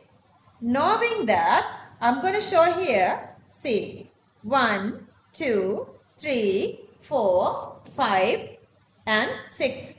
6 valence electrons on oxygen. We can see that distribution of valence electrons as bond pairs and lone pairs. See, how many bond pairs we have? two of them, one here, the other one here. You have two of bond pairs and you have two of lone pairs, one here and then the other one here. That you guys can see using the Lewis. And then the second one, charges on atoms. What is the charge on this oxygen? This oxygen, we don't see any charge on oxygen. So on this oxygen, charge is 0. Let's say if we draw this kind of a structure, nitrogen, 4 hydrogen and plus charge on the nitrogen. So the charge on this nitrogen is +1. That you guys can see again using Lewis. But then number of bond electrons, number of bonds around each atom as single, double or triple. Let's say if we go with this kind of a situation, we go with C, double bond oxygen, double bond oxygen. So how many single bonds? There are no single bonds, but double bond. 1 sigma, 1 pi bond, 1 sigma, 1 pi bond. So those things we can get from Lewis. Okay, those are the information that we can get from Lewis. Directly, what are the indirect information? Let's see what are the indirect information. If we go again, shape around central atom or atoms, and that is this. See, you can get the shape using Lewis, not directly, indirectly. And then the second one is hybridization. As an example, hybridization of this oxygen is sp3. You haven't done that. We're going to do that later. That's why I'm saying this part you are not understanding now. It takes time. And then the next one is how bonds are formed or what orbitals are overlapping to make bond. For carbon, we know sp hybrid orbitals. For oxygen, 2p atomic orbitals. You guys don't know those. So those are indirect information coming through Lewis. Nature of orbitals occupied in lone pairs. Lone pairs occupied also. For this oxygen, that lone pairs are in sp3 hybrid orbitals. This oxygen may be sp hybrid orbitals or maybe 2p atomic orbitals. That knowledge you're going to gain later going through this unit 2. And then the last one, bond angle. That's again, you guys can obviously see. This one doesn't show the bond angle, but indirectly we can say the bond angle of H2O. Those are the direct and indirect information we are getting from Lewis. Alright, then the next part, rules to draw Lewis structure. Don't go anything with the knot. Don't fill the knot. We're going to fill the knot next week. Today, we're not going to fill the knot. I am filling the knot next week. Because Lewis is little complicated, I'm doing this method to improve your knowledge and memory. So that you guys know this already. Wherever this covalent bond represented by what? Covalent bond is representing by a dash. So you are showing a dash here. So this is a dash here. This is a dash. So this is a covalent bond. And then lone pairs. How do you express lone pairs? As this kind of a 2 dots. This is how you are representing a lone pair. Alright, that part is again you guys know. Then they say, when you are drawing Lewis structures other than for hydrogen, we are always completing the octet. What is the meaning of octet? Always, whenever we did unit 1 something, I was just keep saying this word, octet mean 8. What is the meaning of this 8? 8 mean S2 and P6. So, S orbital is supposed to be filled. 3 p orbitals supposed to be filled. Altogether there are 4 orbitals. Each orbital can keep 2 electrons, so that there are altogether 8 electrons. This is called the octet rule. You are not writing anything, don't write anything. Octet rule. So that we need to complete the octet rule as well. And also these steps you are supposed to be completing. Those are all the valence shell electrons of each and every atom must be shown. Okay. Valence electrons you are supposed to show. As an example, for oxygen, we are showing all valence electrons. They are supposed to be 6. 1, 2, 3, 4, 5 and 6. 2 lone pairs and 2 in 1 pairs with hydrogen. So we are showing everything. And then other than hydrogen, all the atoms acquire octet rule. Okay, other than hydrogen, they are supposed to complete the octet. You guys can see obviously oxygen is completing octet here. And then the third one is all non-bonded electrons should be in paired form. Simply mean, let's say again here for oxygen we are showing this again as lone pairs here. See, one lone pair and another lone pair. See, this has 2 lone pairs, one here and one here. If they are not participating for bonding, you have to pair all those rest of these electrons. That is called the pairing of lone pairs. And then last one, they say again, this doesn't show the shape. This only show the connecting pattern of atoms. Alright. So then we are moving to draw this real Lewis. I still say, I would say, don't do anything on your note. Next week, we are doing this on your note. Alright, so the steps. Let's go one by one. Today, you guys are going through the initiation. Next day, you can do this finalizing. Okay, so the very first step, they say, you have to find out least electronegative one. Which is the most electropositive one of the given compound. Here carbon dioxide, here bicarbonate. Carbon dioxide, you have only carbon and oxygen. Electronegativity of carbon is 2.5, oxygen is 3.5. So that you guys know, I have given this electronegativity series here. Still I would say just listen.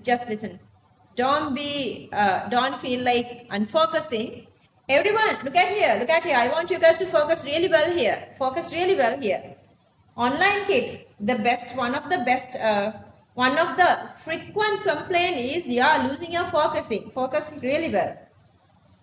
So that from here you guys can see this is carbon and this is oxygen. So the electronegativity of oxygen is greater. Electronegativity of carbon is less. So we're going to draw this molecule making the carbon to the middle.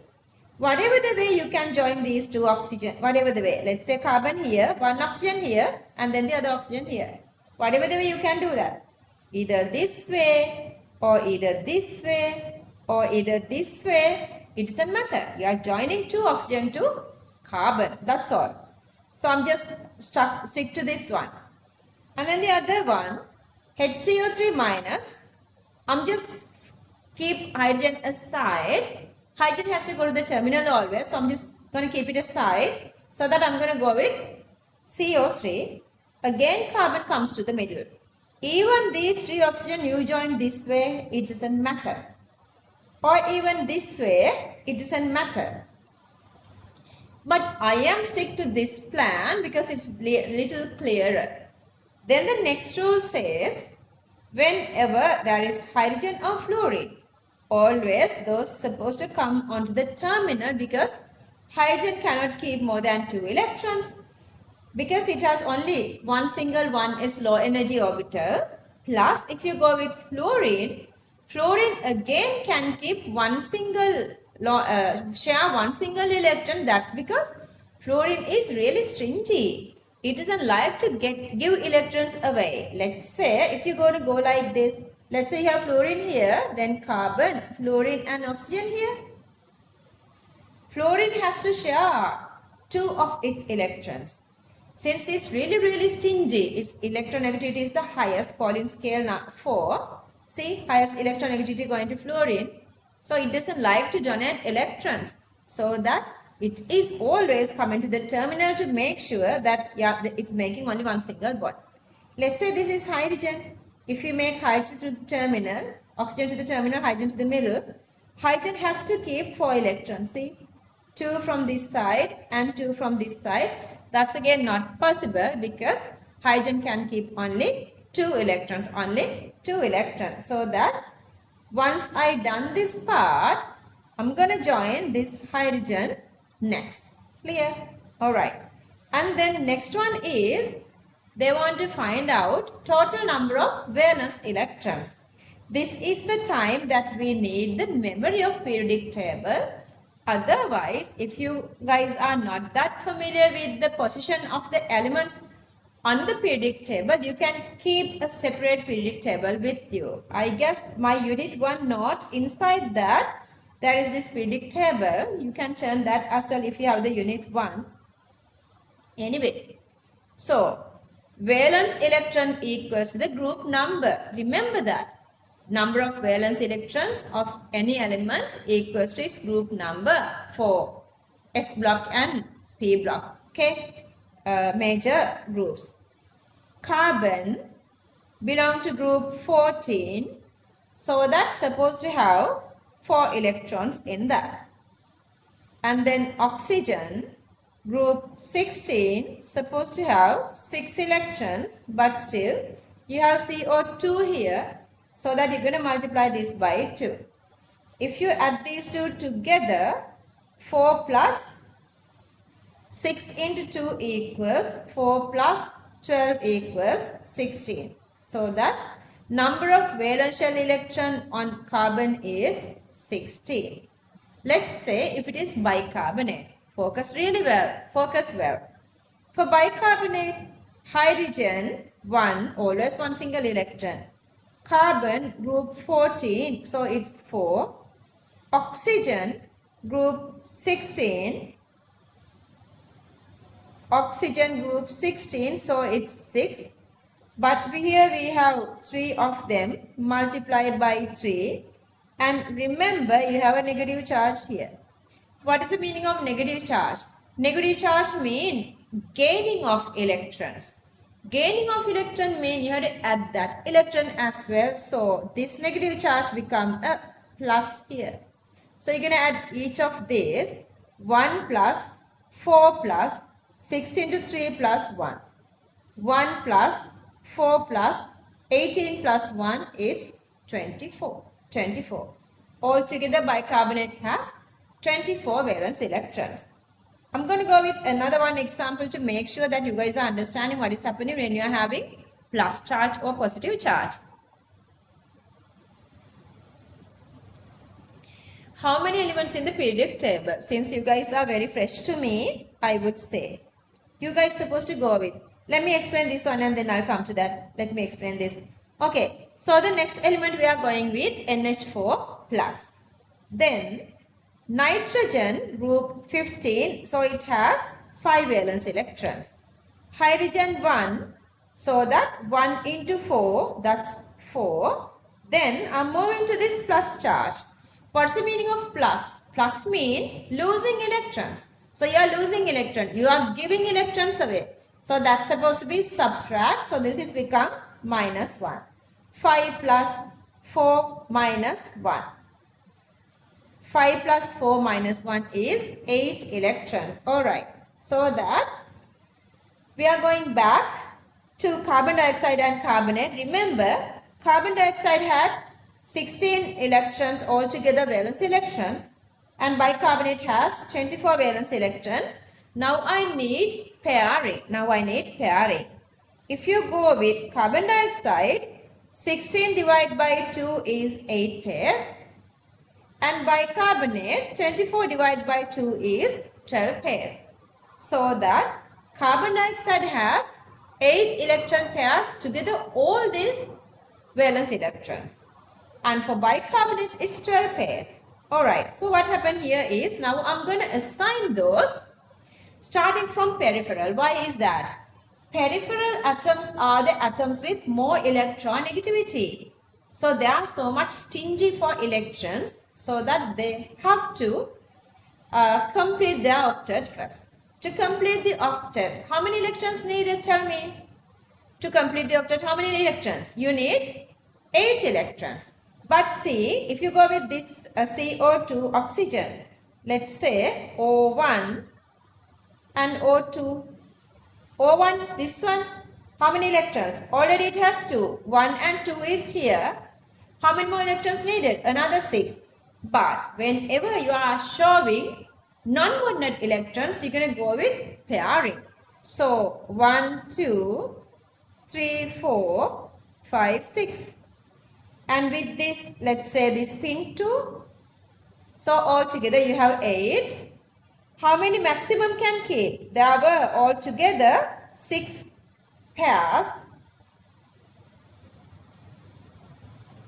How many? See, if you go with carbon dioxide 8 pairs and bicarbonate 12 pairs. Alright, so that we have, I'm going to go back to the beginning again, 8 and 12 here. But already we are showing couple of pairs. Couple of these sigma bonding we are showing, so that we have to subtract that.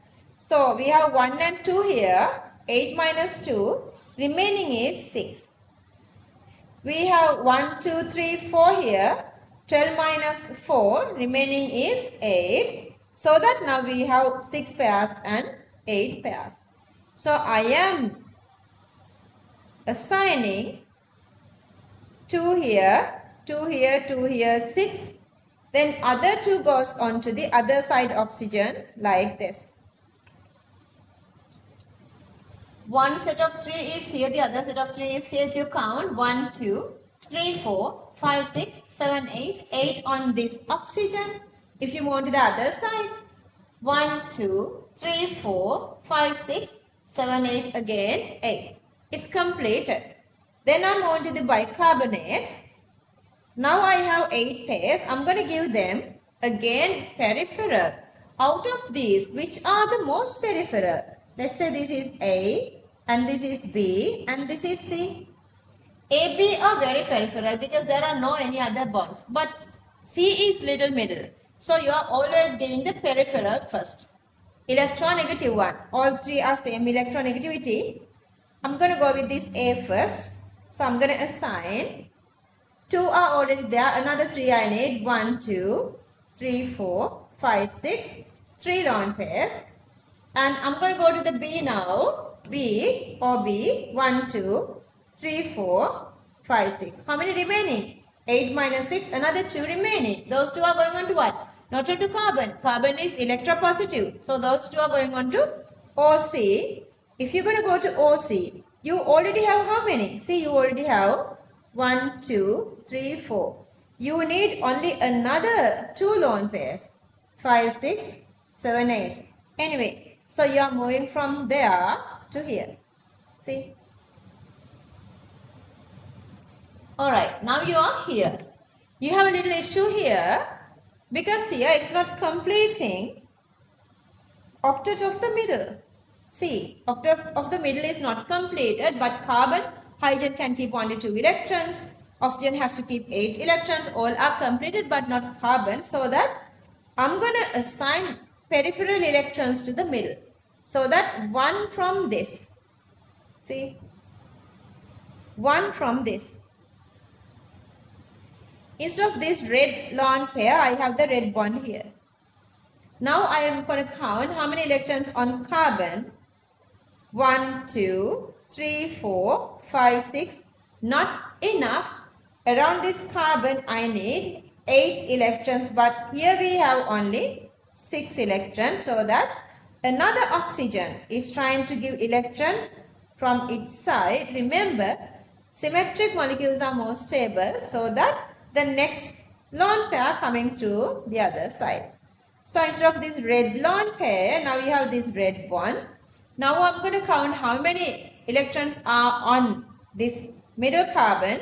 Now we have 1, 2, 3, 4, 5, 6, 7, 8. 1, 2, 3, 4, 5, 6 and 7, 8.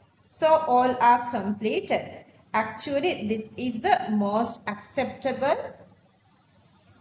correct Lewis structure for carbon dioxide. But then I'm moving to the other side. Alright. Okay, we have again this same issue. On this carbon, we have 1, 2, 3, 4, 5, 6. I need one single lone pair. Either from this oxygen or this oxygen. Very identical. You can donate electrons. I'm going to donate electrons from this one. This pink lone pair become this pink bond here. This pink lone pair become this pink bond here. Clear? So that now the completed carbon has octet. 1, 2, 3, 4, 5, 6, 7, 8. Octet of carbon is completed. Alright. Can you guys say these two are the correct structures? But we have a little issue here. If these two are the structures, this one and this one, carbon dioxide molecular formula is CO2. And bicarbonate molecular formula is HCO3 minus. CO2 sort of we can feel like it's okay because there are no charges on the molecule, no charges on the Lewis structure. But if we go with bicarbonate, now you guys can see on the molecule you don't see charges. Sorry, on the molecule you see charges, but on Lewis there are no charges. This charge not represent in Lewis. Something is still missing. So what did we miss? What was missing is the formal charge. How do you calculate the formal charge? Formal charge calculated by electrons in valence shell minus electrons assigned on atom. Electrons in valence shell minus electrons assigned on atom.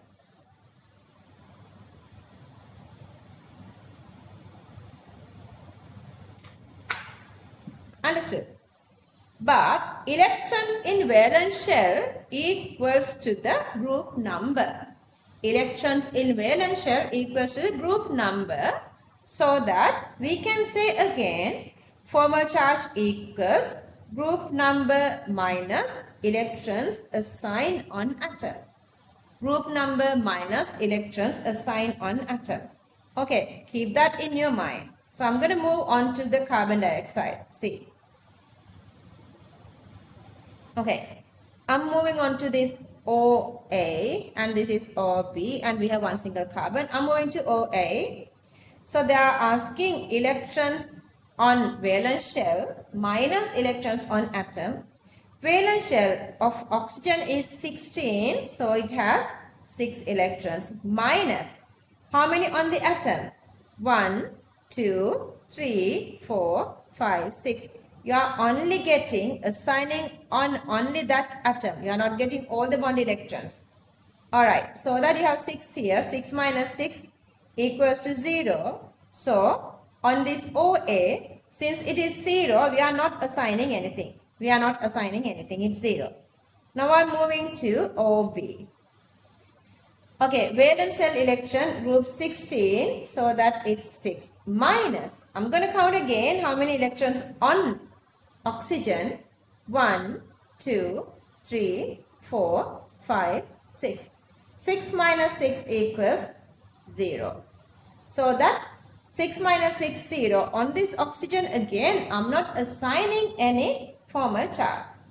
Let's move on with carbon, group 14. So that 4 valence electrons minus. How many on this carbon? 1, 2, 3 and 4. 4 minus 4 equals 0. Now 100% we can assure this is the exact acceptable correct Lewis structure for carbon dioxide. Clear that? But still we need to move on with this bicarbonate. Let's go one by one. Little more is there, just hang in. Because when we are not writing anything, sometimes you would feel sleepy. Don't be sleepy, you guys are with me. Usually in my classes, students are not getting sleepy. If you feel sleepy, it simply means you are not inspired with this. Focus really well. Another little more to go, alright? So that, have a little nap during this evening time, then you feel really fresh at this night time, okay? Alright, moving on to the OA. Group 16. So that 6 minus, how many electrons around this? 1, 2, 3, 4, 5, 6. Read out loud together with me. You don't feel sleepy then. 6 minus 6 equals 0. So that it's 0. I'm going to this one. I'm going to this one. Then again, oxygen group 16. So 6 minus. How many on this oxygen? 1, 2, 3, 4, 5, 6. 6 minus 6 equals to 0. That's again 0. This is done. This is done. I'm going to move on to this carbon group 14. So 4 electrons minus how many on carbon? 1, 2, 3 and 4. 4 minus 4 equals 0. So that's 0. Where is this minus 1? Okay, at the end of the day I'm moving there. I'm going to this B. Okay, let's see. Group 16. So that 6 electrons then minus. Let's move on. 1, 2, 3, 4, 5, 6, 7. 6 minus 7 equals to what? Minus 1. So that I'm going to assign a minus charge onto this oxygen. Alright. So at the end of the day, so that this is the most acceptable Lewis for carbon dioxide. Most acceptable Lewis for carbon dioxide. And then at the end of the day, this is the most acceptable Lewis for bicarbonate. We have a negative charge on this. See, on the molecule you have HCO3 minus. That minus charge, this minus charge is showing on this oxygen here, see. So this is the correct Lewis. Okay, this is all with the Lewis. I'm gonna finish today's lesson from here. Hang in, we are not done the class. Lesson from here. Can you guys tell me, do you want to do unit 1 or unit 2 now? But then one of you were asking this question, how much elements of this periodic table needed for you guys? You guys need, okay, so that we did only up to this one. From next week on, we're going to continue with this Lewis again. So we need hydrogen, helium, then lithium, lithium,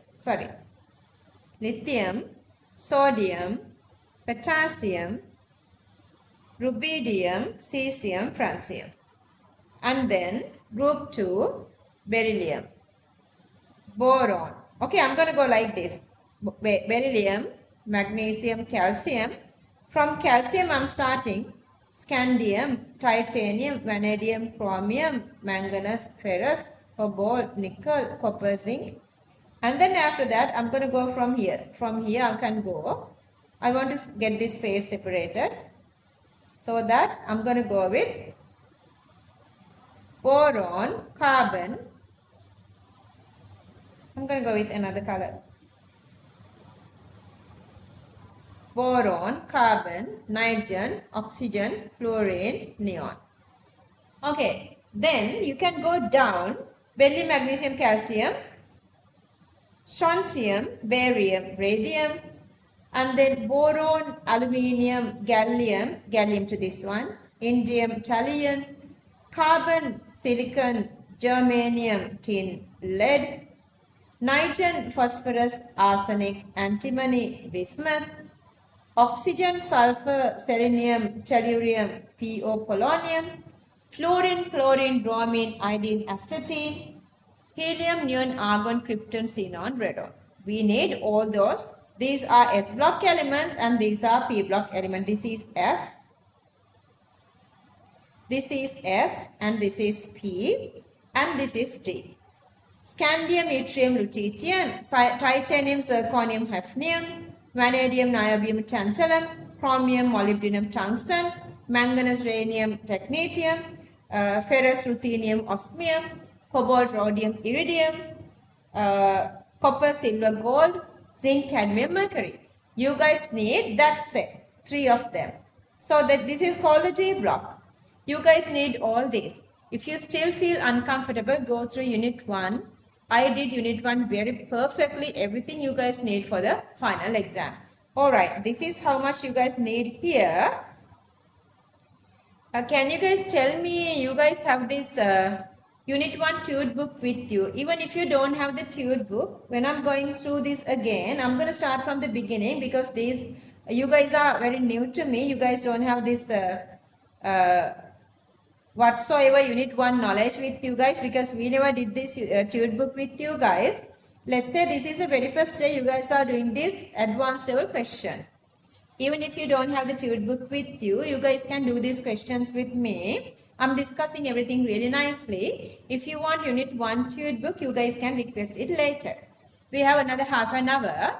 And I want you guys to do everything I'm asking you guys to do the same way, because final exam paper is exam paper, question sheet. It has only questions. There are no theory. So you have to answer those questions, so that you guys need the practice to answer questions. Every week in my paper class, I am doing papers. Then I'm going to post all those papers to your group. Once you're done answering, you guys can request the marking scheme, so that I'm posting you guys a marking scheme as well. We started this paper class from the very first day that we started the theory classes, so that students are improving little by little. Don't worry, it's only like, the couple of paper classes like 10, 12. Rest of everything you are going on nicely, continuously. I'm doing this one for all these like 28, 27 and so on. So when you guys are there, then you are getting this full knowledge. As an example, 27 students were with me like 15 weeks. So 15 months. 15 months I had done how many papers? So comparing to that, 10, 12 papers are like nothing. Anyway, when you are doing these questions, there are 3 different kinds of questions you would find. If I go with the very first page, see, this kind of questions. Okay, if you go with this third question, this kind of questions, normal multiple choice questions, this is a type A. You have 5 answers. You're going to choose one single answer as your answer. That's easy. One question we did at the class today. And then the type B questions are this kind of a question. Where is it? This one, yeah. A, B, C, D type of questions. A, B, C, D type of questions. Then, whatever the correct and incorrect, they are giving you guys 5 different choices. So, out of those, you are choosing one. And then there is a third type of questions. That is this. See, this is the third type. This is the worst one. This is the one usually students are always getting answers wrong. Third type of questions are having 2 different statements. You're going to read the first statement and second statement. Whether those statements are correct and incorrect, they are giving you guys 5 different combinations. Let's see those combinations. Very first one is easy, type A. Very first 30 questions. Your final MCQ paper has 50 MCQs. 1 to 29, you are getting type A. And 30 to 39, you are getting type B. 40 to 50. 40 to 50, you are getting type C. Type B is this type, ABCD type, ABCD type.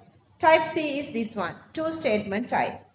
Okay, so that's usually students are getting lower marks for last 20 questions, because last 20 questions based only on theory. You have to analyze theory. Paper class still doesn't go with online, darling. I would post these papers, and then you guys are getting this marking scheme. Paper class is on every, physically we do paper class on this at this institute on every Tuesday, I guess. Yeah, every Tuesday from 2:30 to 6. It's okay. I'm doing everything here for you guys. Don't worry. Alright, so that if we move on with this type, let's say this is ABCD. You have ABCD, 4 different answers. Which answer you decide? Let's say if you decide, like it's A,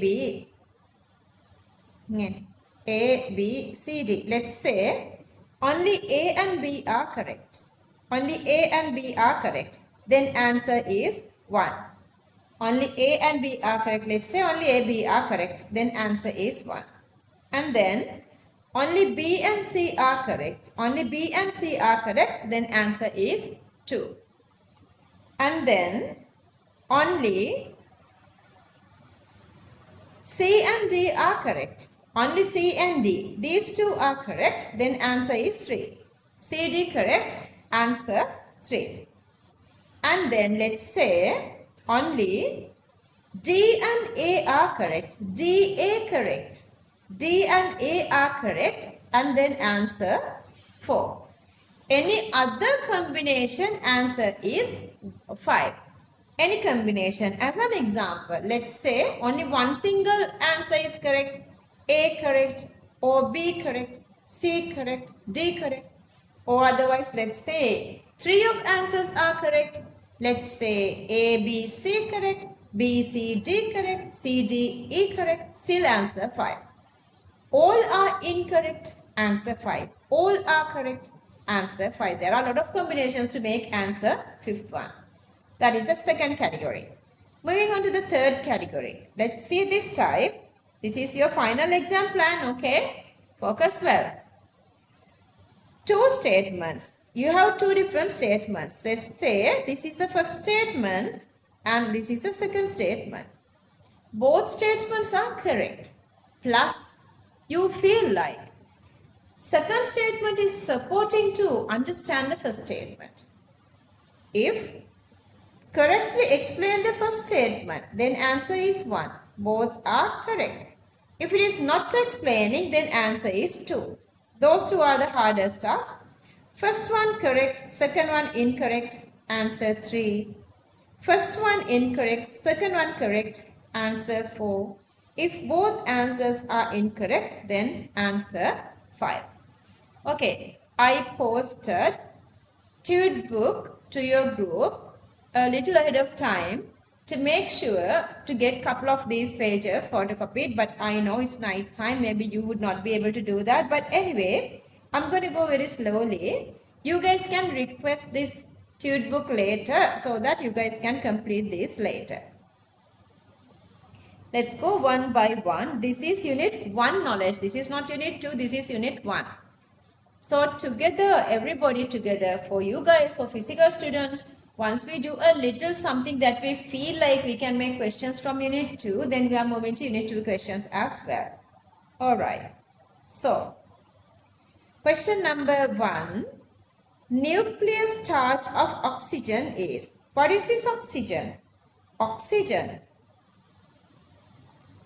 is the element which is having the atomic number 8. Atomic number 8. So that it has 8 protons. It has 8 protons. Charge per proton is what? Exactly same as the charge of electron, but only the sign is different, same magnitude. Charge of the proton is 1.602 into 10 to the power minus 19 coulomb. So that total charges become this multiply number of protons. So that the total charges equal charge per one single proton multiply the total charges. But if you add this, if you get this multiplicity,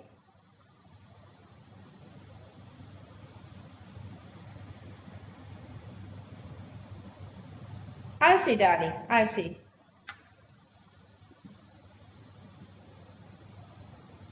Remind me again.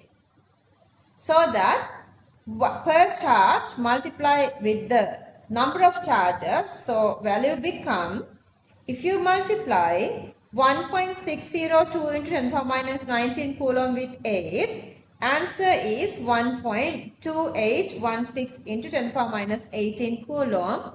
They were not given that answer. Here the answer is 5.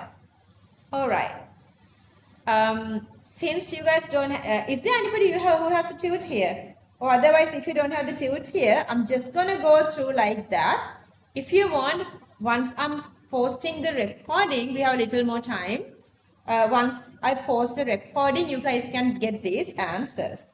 Then question number 2.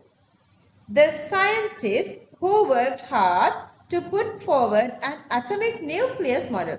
Nuclear model? Let's go with one by one. Who is this Thomson? This Thomson means same J.J. Thomson. Same J.J. Thomson.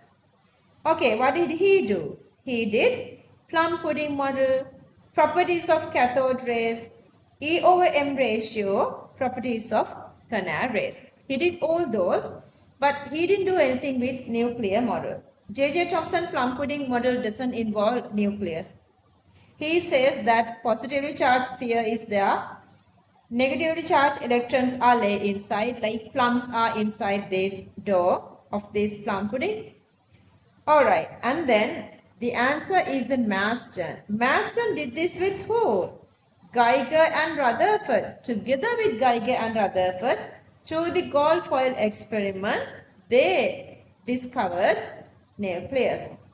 So, atomic nucleus model. Who is this Millikan? Millikan, remember? Charge of an electron by oil drop experiment. What is the charge of electron? This is exactly same, but then this is negative. But you don't write the negative sign initially. 1.602 into 10 to the power minus 19 coulomb, but that's negative again. Proton positive, electron negative. And then the Becquerel. Becquerel is the one who discovered radioactivity, but to our theory we did another scientist, is Röntgen. What did he do? Röntgen is the person who discovered X-rays. Röntgen is the person who discovered X-rays, so that I'm showing that as well. And then Einstein, he discovered this equation, the connection between mass and energy, E equals mc squared. E equals mc squared. While I'm explaining these things, if you feel like there are important stuff that you can write, just write them down. I'm moving to the third one. Question number 3. You guys can request the tutor and you guys can fill this later. Now you have the knowledge and now you know how to do this. Number 3. The atomic nucleus consists of what? Only protons? No. Actually the answer is protons, neutrons and other elementary particles. Those particles are not for our syllabus, but we did something like neutrino and positrons are there as well.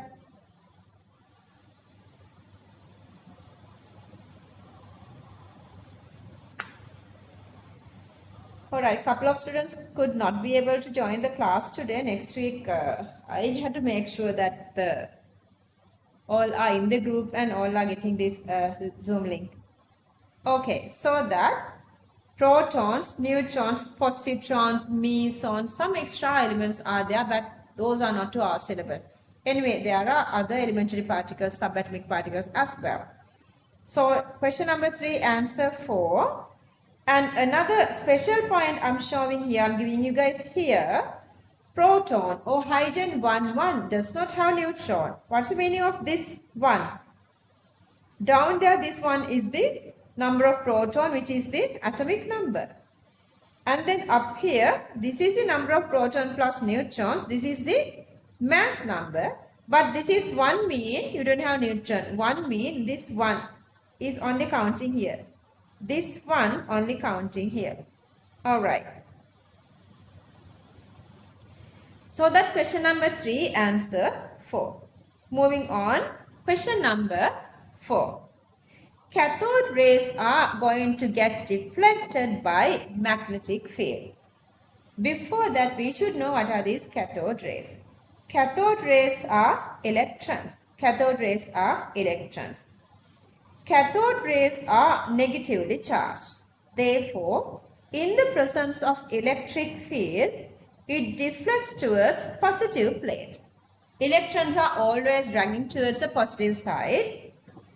To deflect by magnetic field, here the magnetic field, in the presence of magnetic field, it deflects in the direction that negative particles move, not to north or south. Because later you would see there are a couple of these questions. They say these, in the presence of magnetic field, sometimes electrons, sometimes protons, sometimes alpha rays are deflecting towards north pole and south pole. That's not happening. That's why I have given this point here. Anyway, this is correct. Get deflected by magnetic field. Cathode rays conceive positively. No, these are electrons. Electron 0 minus electron either minus 1 0 or beta minus 1 0 is electrons, cathode rays. So this is negatively charged. So that's wrong. Moving to question number. Okay, question number 4. See how you are getting answers. First statement correct, second statement incorrect. You can go through and check with your tutorial. Question number 4, answer 3. Moving to question number 5. Actually, I'm going to skip the question number 5. You can just write the answer. They're asking this nucleus radii. We never done that. This is coming from 1982. That's maybe irrelevant. All right. Moving to question number 6. A sample of chlorine has mixture of isotopes with both mass numbers 35 and 37. The atomic number is 17 and the relative atomic mass is 35.5. Okay, we have two of them, 1735 and 1737. Let's see. So they say which are the given data conclusions. Chlorine 35 is radioactive. Because of their isomers doesn't mean they are radioactive. There is no such relationship between radioactivity and isomerism. So first one is incorrect. Rather, since they are having, just because they are having these two different isomers doesn't mean they are radioactive. Natural sample of chlorine contains more chlorine 35 than chlorine 37. Yeah, because the average is 35.5. It's more closer to 35 rather 37. Mean higher percentage of this chlorine 35, the chlorine supposed to be coming from chlorine 35. You guys know how to calculate the average atomic mass, whatever the atomic number into its percentage, then you are adding all those together so that when the percentage greater, so that's getting closer to the one which is having the higher percentage. 35.5 is closer to 35, so that B is correct. Both isotopes, both isotopes have same electronic arrangement. Yeah, all the isotopes are having same number of protons, same number of electrons and same chemical properties. That's again correct. D, atoms with mass number 35 and 37, these two. I have neutrons. How many? Let's calculate. Okay, so 35 minus 17 and here 37 minus 17. So the neutrons are 18 and 20, but they were given here 17 and 19. Those two are incorrect. So that question number D, 6, answer D is incorrect. See how you are answering and then how you write the answer number. BC correct, answer 2. It goes like this. AB answer 1, BC answer 2, CD answer 3, DA answer 4, any other answer 5. AB 1, BC 2, CD 3, DA 4, any other answer 5. Any other combination, answer 5. So that question number 6, BC correct, answer 2. Moving on to question number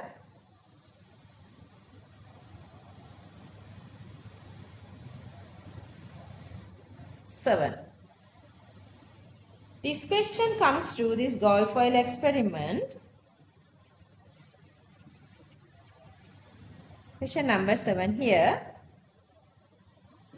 The gold leaf experiment done by Rutherford using alpha particles explains that gold foil experiment. Why did we do that? We did gold foil experiment. See, this is the gold foil experiment. Using this thin gold sheet, they were passing alpha radiations through that to see whether it's possible to pass through this and not. Okay, lots of radiations are passing through. Then they concluded matter is empty, and since there is no deflection, it's chargeless. But couple of little radiations are not passing through, but they deflected with acute angles and obtuse angles. Very smaller part is just going there and coming back. So it simply means when they are colliding onto the, is it there? No, that's not there. When they are colliding onto the center of this nucleus. center of this nucleus. Oops, this is 13. Where is the question that we did? Yeah, number 7. See, these are the different, I hear your voice. These are the 4 different diffractions. 1, 2, 3 and last one is 4th one. See, so that 4 diffraction patterns are there because the major part of atom is empty and chargeless and the central of the atom is having this nucleus. Only a very little part is nucleus. It's repelling alpha rays because it's positively charged. So that these are the conclusions. Large part of atom is empty and chargeless. Positive charges are collected in a small place which called nucleus. Okay, now let's see. The atom consists electrons. Okay, Goldfield experiment never talked about electrons. So A is incorrect. The mass of atom is concentrated into a point. Yeah. Volume of that point is very small. And we said that point is the nucleus. They were given the name to that point which is the nucleus. Okay, so that B is correct. Atoms are building blocks of matter. Who said that? Remember, Dalton said that. Dalton said that. And D, neutrons are found in atoms. Neutron who discovered? James Chadwick bombarding alpha particles on a thin sheet of beryllium. That's how James Chadwick discovered neutrons. So that's not again came through the Goldfield experiment. So only B is correct. See, one single combination is correct, then the answer is 5. So that question number 7, only B correct, answer 5. Moving on to next question. Focus guys, let's do only 10 questions and let's stop the lesson today from there. 3 hours is not much. I know you guys are not tired. You guys are staying home, being relaxed, eating whatever you want. You can wander here around and you can drink whatever you want. But still, I want you guys to focus really well when I'm doing the class. Right? Okay, so question number 8. Cathode rays can penetrate a thin layer of aluminium. Cathode rays are made up of alpha particles. I guess we had the question, we had the table here. See, these are cathode rays. Cathode rays. This is a particle, accelerated electrons, penetrating power, ionization power, always in the middle. Remember, the penetrating power of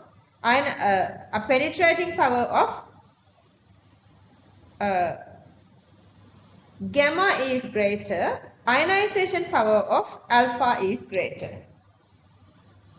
Relative penetrating power of beta always comes to the middle. Alright, so I'm going back to the question again. Cathode rays can penetrate a thin layer of aluminium foil. No, that's not possible. Cathode rays are beta. They can pass through paper but not through aluminium foil. Through the theory, you guys have to memorize those. Cathode rays are made up of beta. I hear your voice. And then this is alpha. Plus 2, 4 is alpha. Who else? Alright. So that question number 8, both statements are incorrect. Answer 5. Moving to question number 9. I told you twice. Question number 9. False means the wrong one regarding these statements. Let's see one by one. Every atom in an element has an equal number of electrons in each of them. Let's say one element have the same number of protons. If it is neutral, at neutral time, number of proton exactly equals to the number of electron, then the first statement is correct. Maybe it's little or something different. Let's see whether we can find a better wrong option. Okay, number 3. Every atom in an element has an equal number of protons. That is exactly correct. In an element, the atomic number is equal to the number of electrons it has in an atom. That's again if it is neutral. If the fifth one is correct, first one is supposed to be also correct. Let's move on to the second and fourth one. Number 2. Every atom in an element has an equal number of neutrons. No, that's not true because there are isotopes. Then again they are asking something related to that. Every atom in an element has an equal number of neutrons. Nucleons. What is the meaning of nucleons? Particles found in nucleus are nucleons. For our syllabus, particles found in nucleus are protons and neutrons. Protons and neutrons. Those are called nucleons. Okay. So that this question, there are 2 wrong answers. Question number 2 and question number 4. Both these are incorrect answers. So that question number 9, they are asking 4 statements, 2 and 4. Here again, nucleons are particles found in nucleus, protons and neutrons. Only when neutral, atomic number equals protons equals electrons. And then isotopes, same protons and different neutrons. Same electrons and electron configuration. Same chemical properties for isotopes. These are the properties of isotopes. Remember, mass number is different. Therefore, neutrons, mass, density, those are number of nucleons. Those are different. Question number 9 anyway, 2 answers, answer 2 and 4. Alright, let's move on to the last question for the day. Remember, see, we did only 10 questions here. We did only 10 questions here.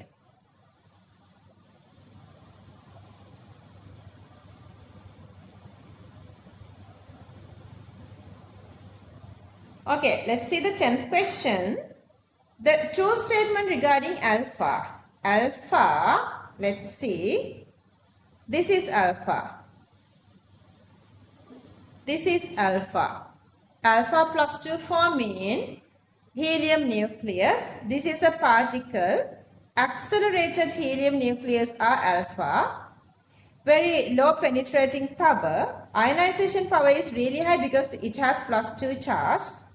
So it is having the high ionization power and low penetrating power. It can travel to a very low distance. Atomic mass is 4, atomic charge is plus 2, and its velocity is in between 0.5 to 0.7 c. Knowing everything, I'm moving back to the question number 10 here.